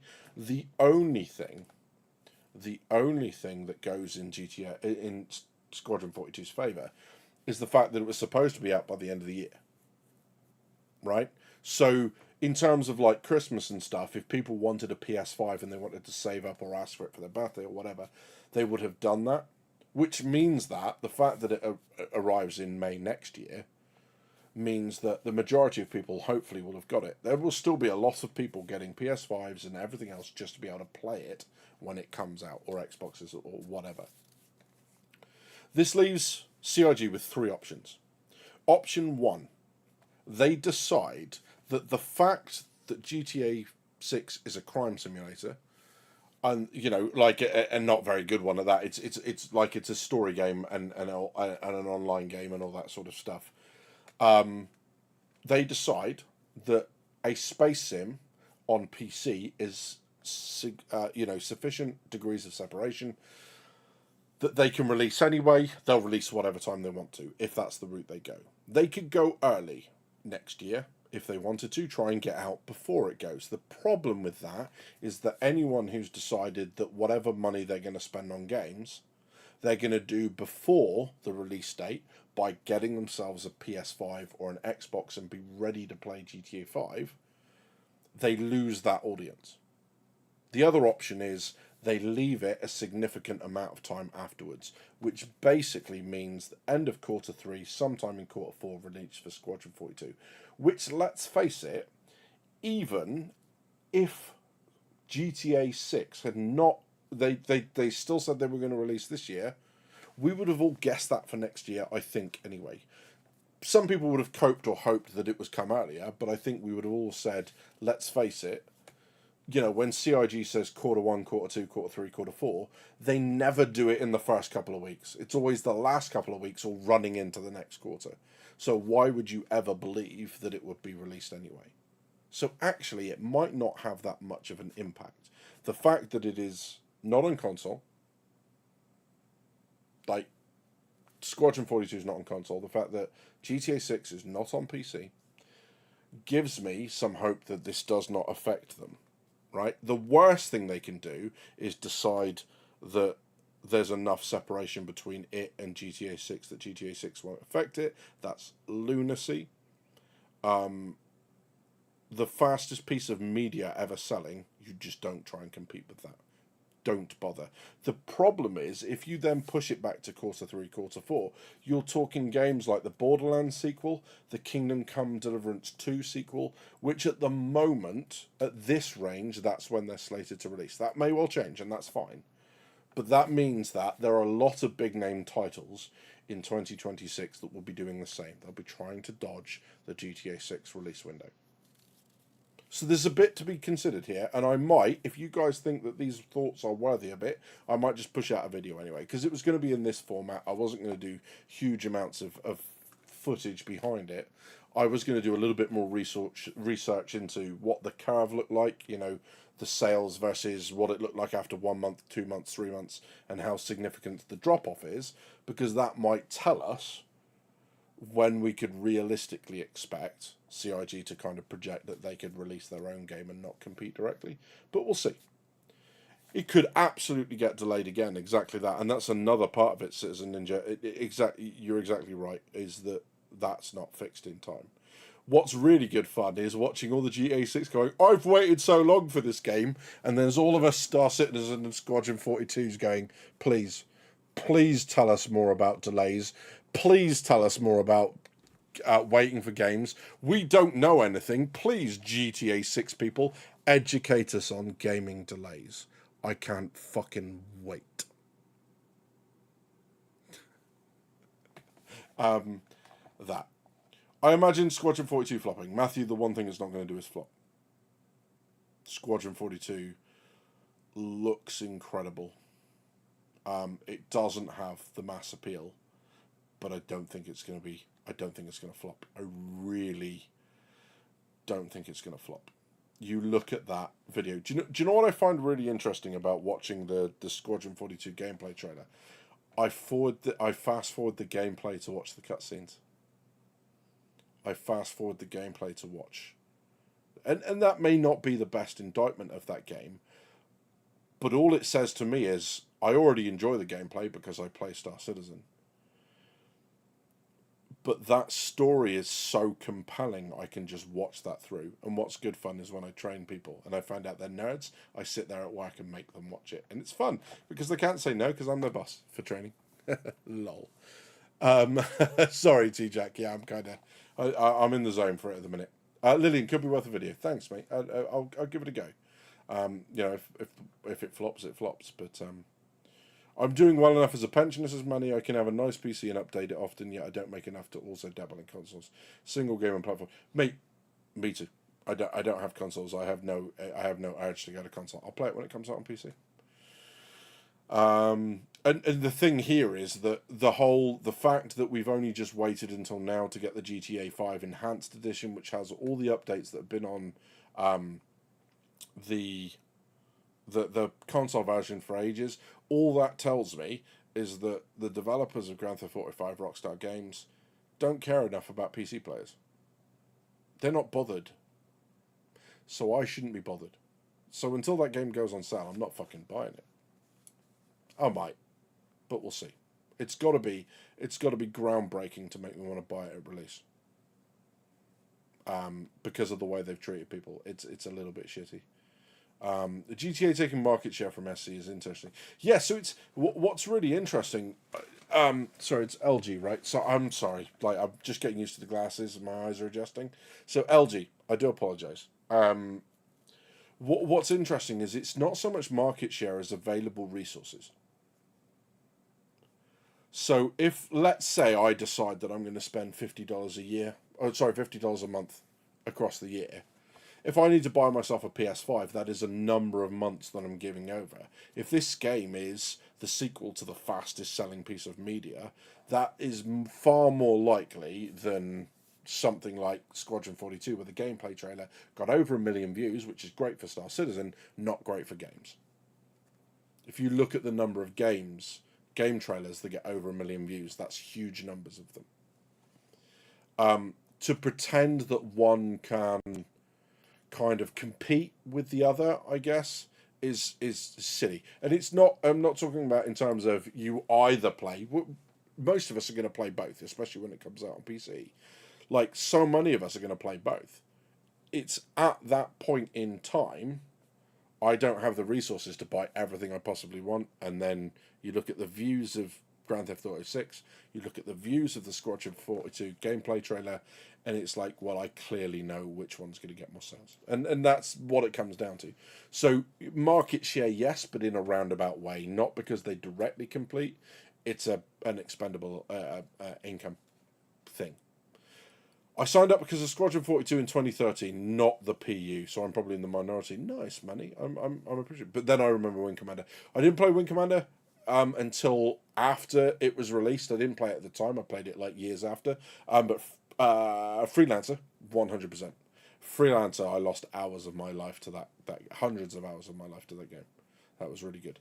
GTA takes the market away from everybody. Agreed. School run tomorrow. Go to sleep. Have fun. Carl, mate, thank you ever so much for being here. Push this far later than I should have done. Appreciate you being here, buddy. And I hope to see you again soon. So yeah, GTA 6 people get stuffed. Stunner, yeah, that. Sorry. That might be something that I clip into a short. That might be quite good fun. Yeah, this is what happens when Badger streams with a bottle of wine inside him. So yeah. But yeah, take care, mate. All the best. So yeah, so that's a really interesting point of view. I think, again, I'm not going to go with thumbnails like Ruin, so I don't think I would have got the video results that some people got, because I think it was like, has Rockstar just ruined Squad? Yeah, all right, great. We don't know. It's impossible to tell the difference between the two, but it's important. Hey, Richard, good to see you, my friend. Yeah, absolutely. Finishing the bottle is the priority, my friend. There's always the VOD back. So yeah. Hey, Badgers, have you ever thought being a project manager? Matthew, if you ever thought about being on time, my friend, which, funnily enough, for someone who works in customer service, why I'd expect you to be on time is beyond me. But I said at the beginning that there's no time limit for this because I'm on my week off, so fuck you.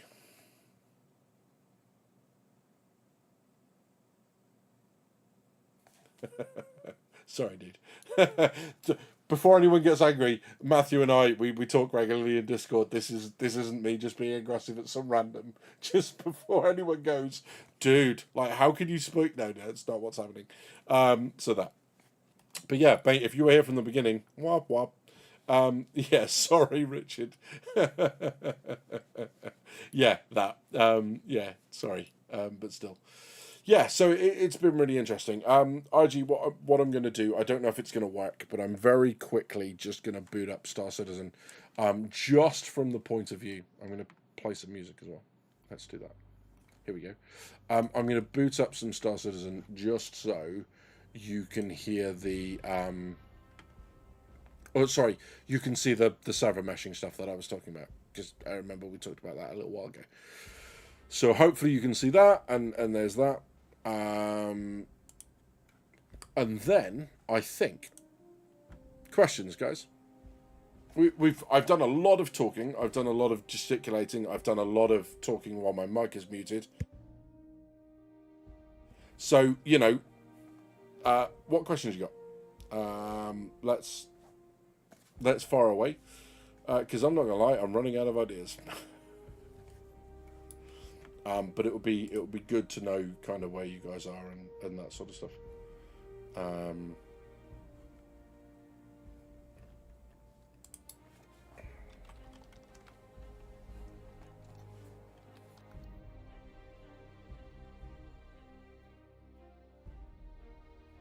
Just waiting for that. When are you going to set up a Patreon account? Jesus, Dell.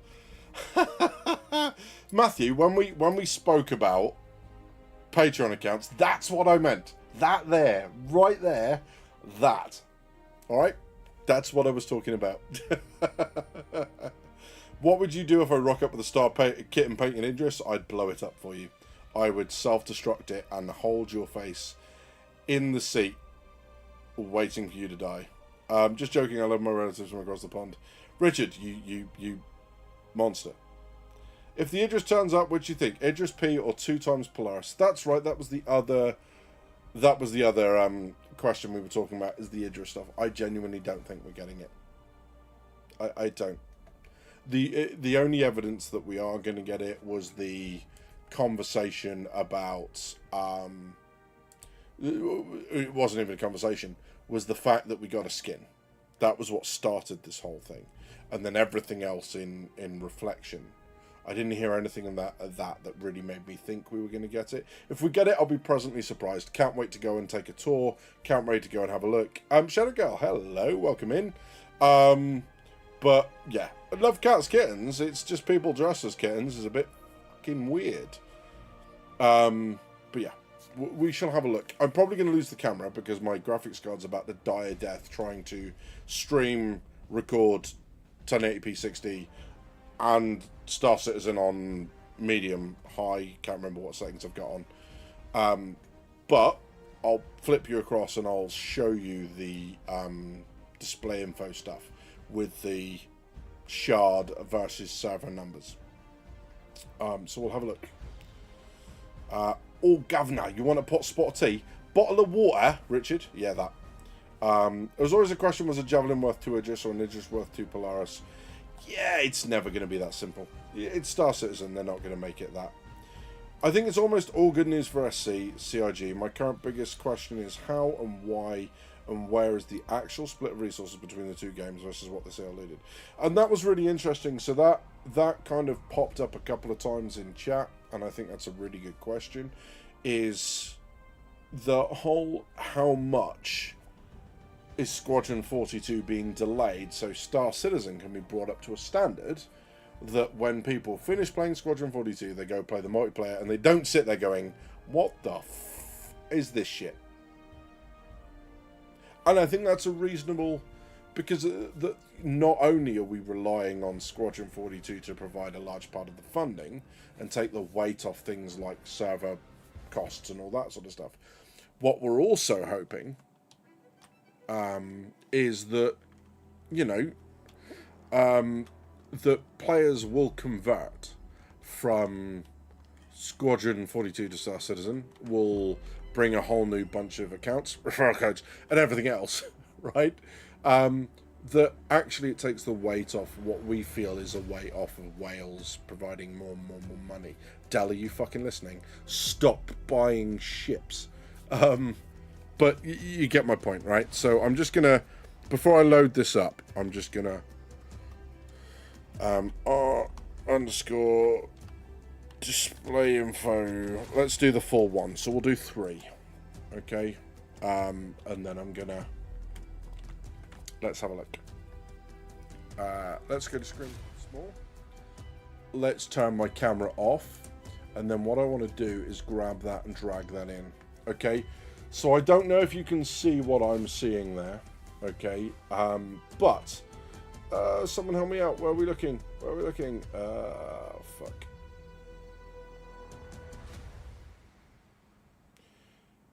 Maybe I've got the wrong display info up. Have I got the wrong display info up?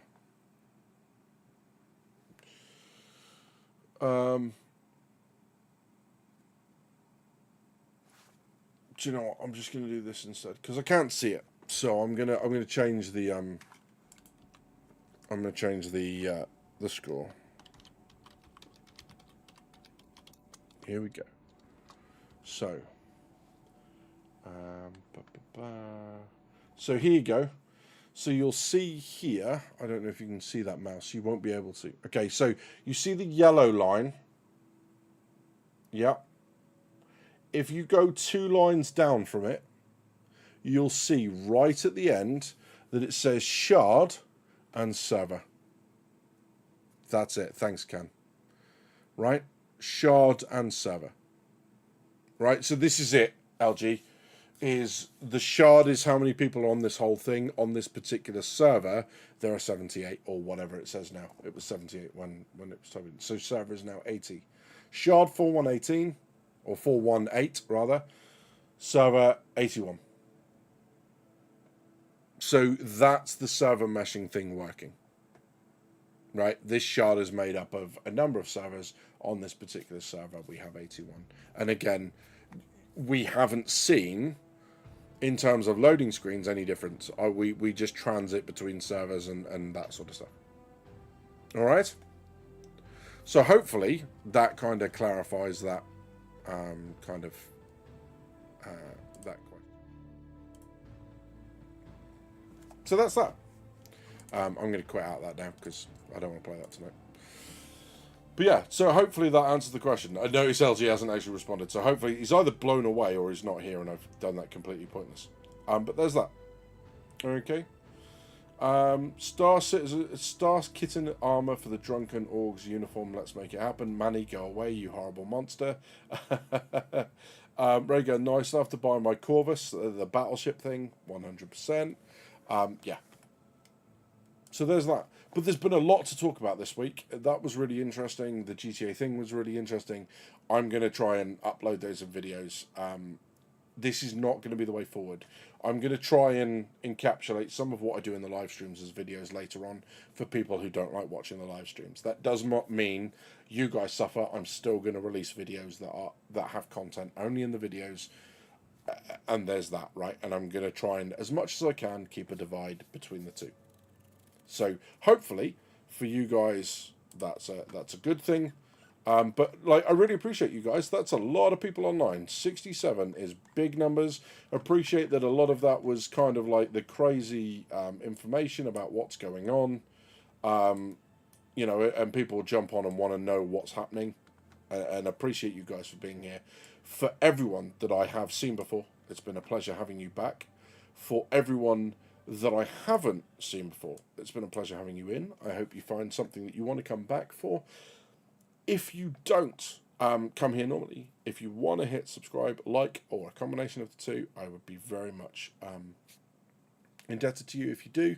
If not, then come back again. Give me another chance to convince you that it's worth coming and staying here. But I am off this week. So the good news is moving forward, the whole Invictus thing, I'm going to be here for some of that. The other beautiful thing is that even when I'm back at work, I am not going to be in a position where I cannot respond at the right time.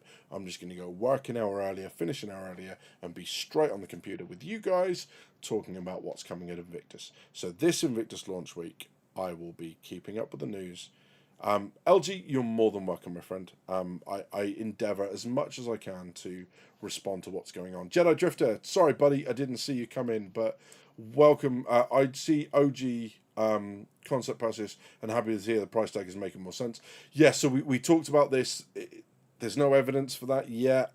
Not saying it's not happening. It's just not in the video. This is someone said that something that was happening. We'll see. I'm not saying it's not happening. I would be excited if it's going that way, but we don't know yet, is basically what we've come to. If you watch the video back, buddy, honestly, of all the videos, this one's worth it. Not just that, because I throw a lot of shade at GTA 6 supporters, and that's quite good fun. But yes, guys, it's been an absolute pleasure.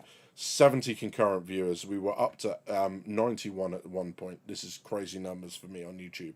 So thank you ever so much for coming in and being part of the Drinkers with Gaming Problems. You can come and find us on Discord. Link, I don't know if I put the link in the description below, but you'll come and find it on the other videos. I can always pop one in chat before it ends.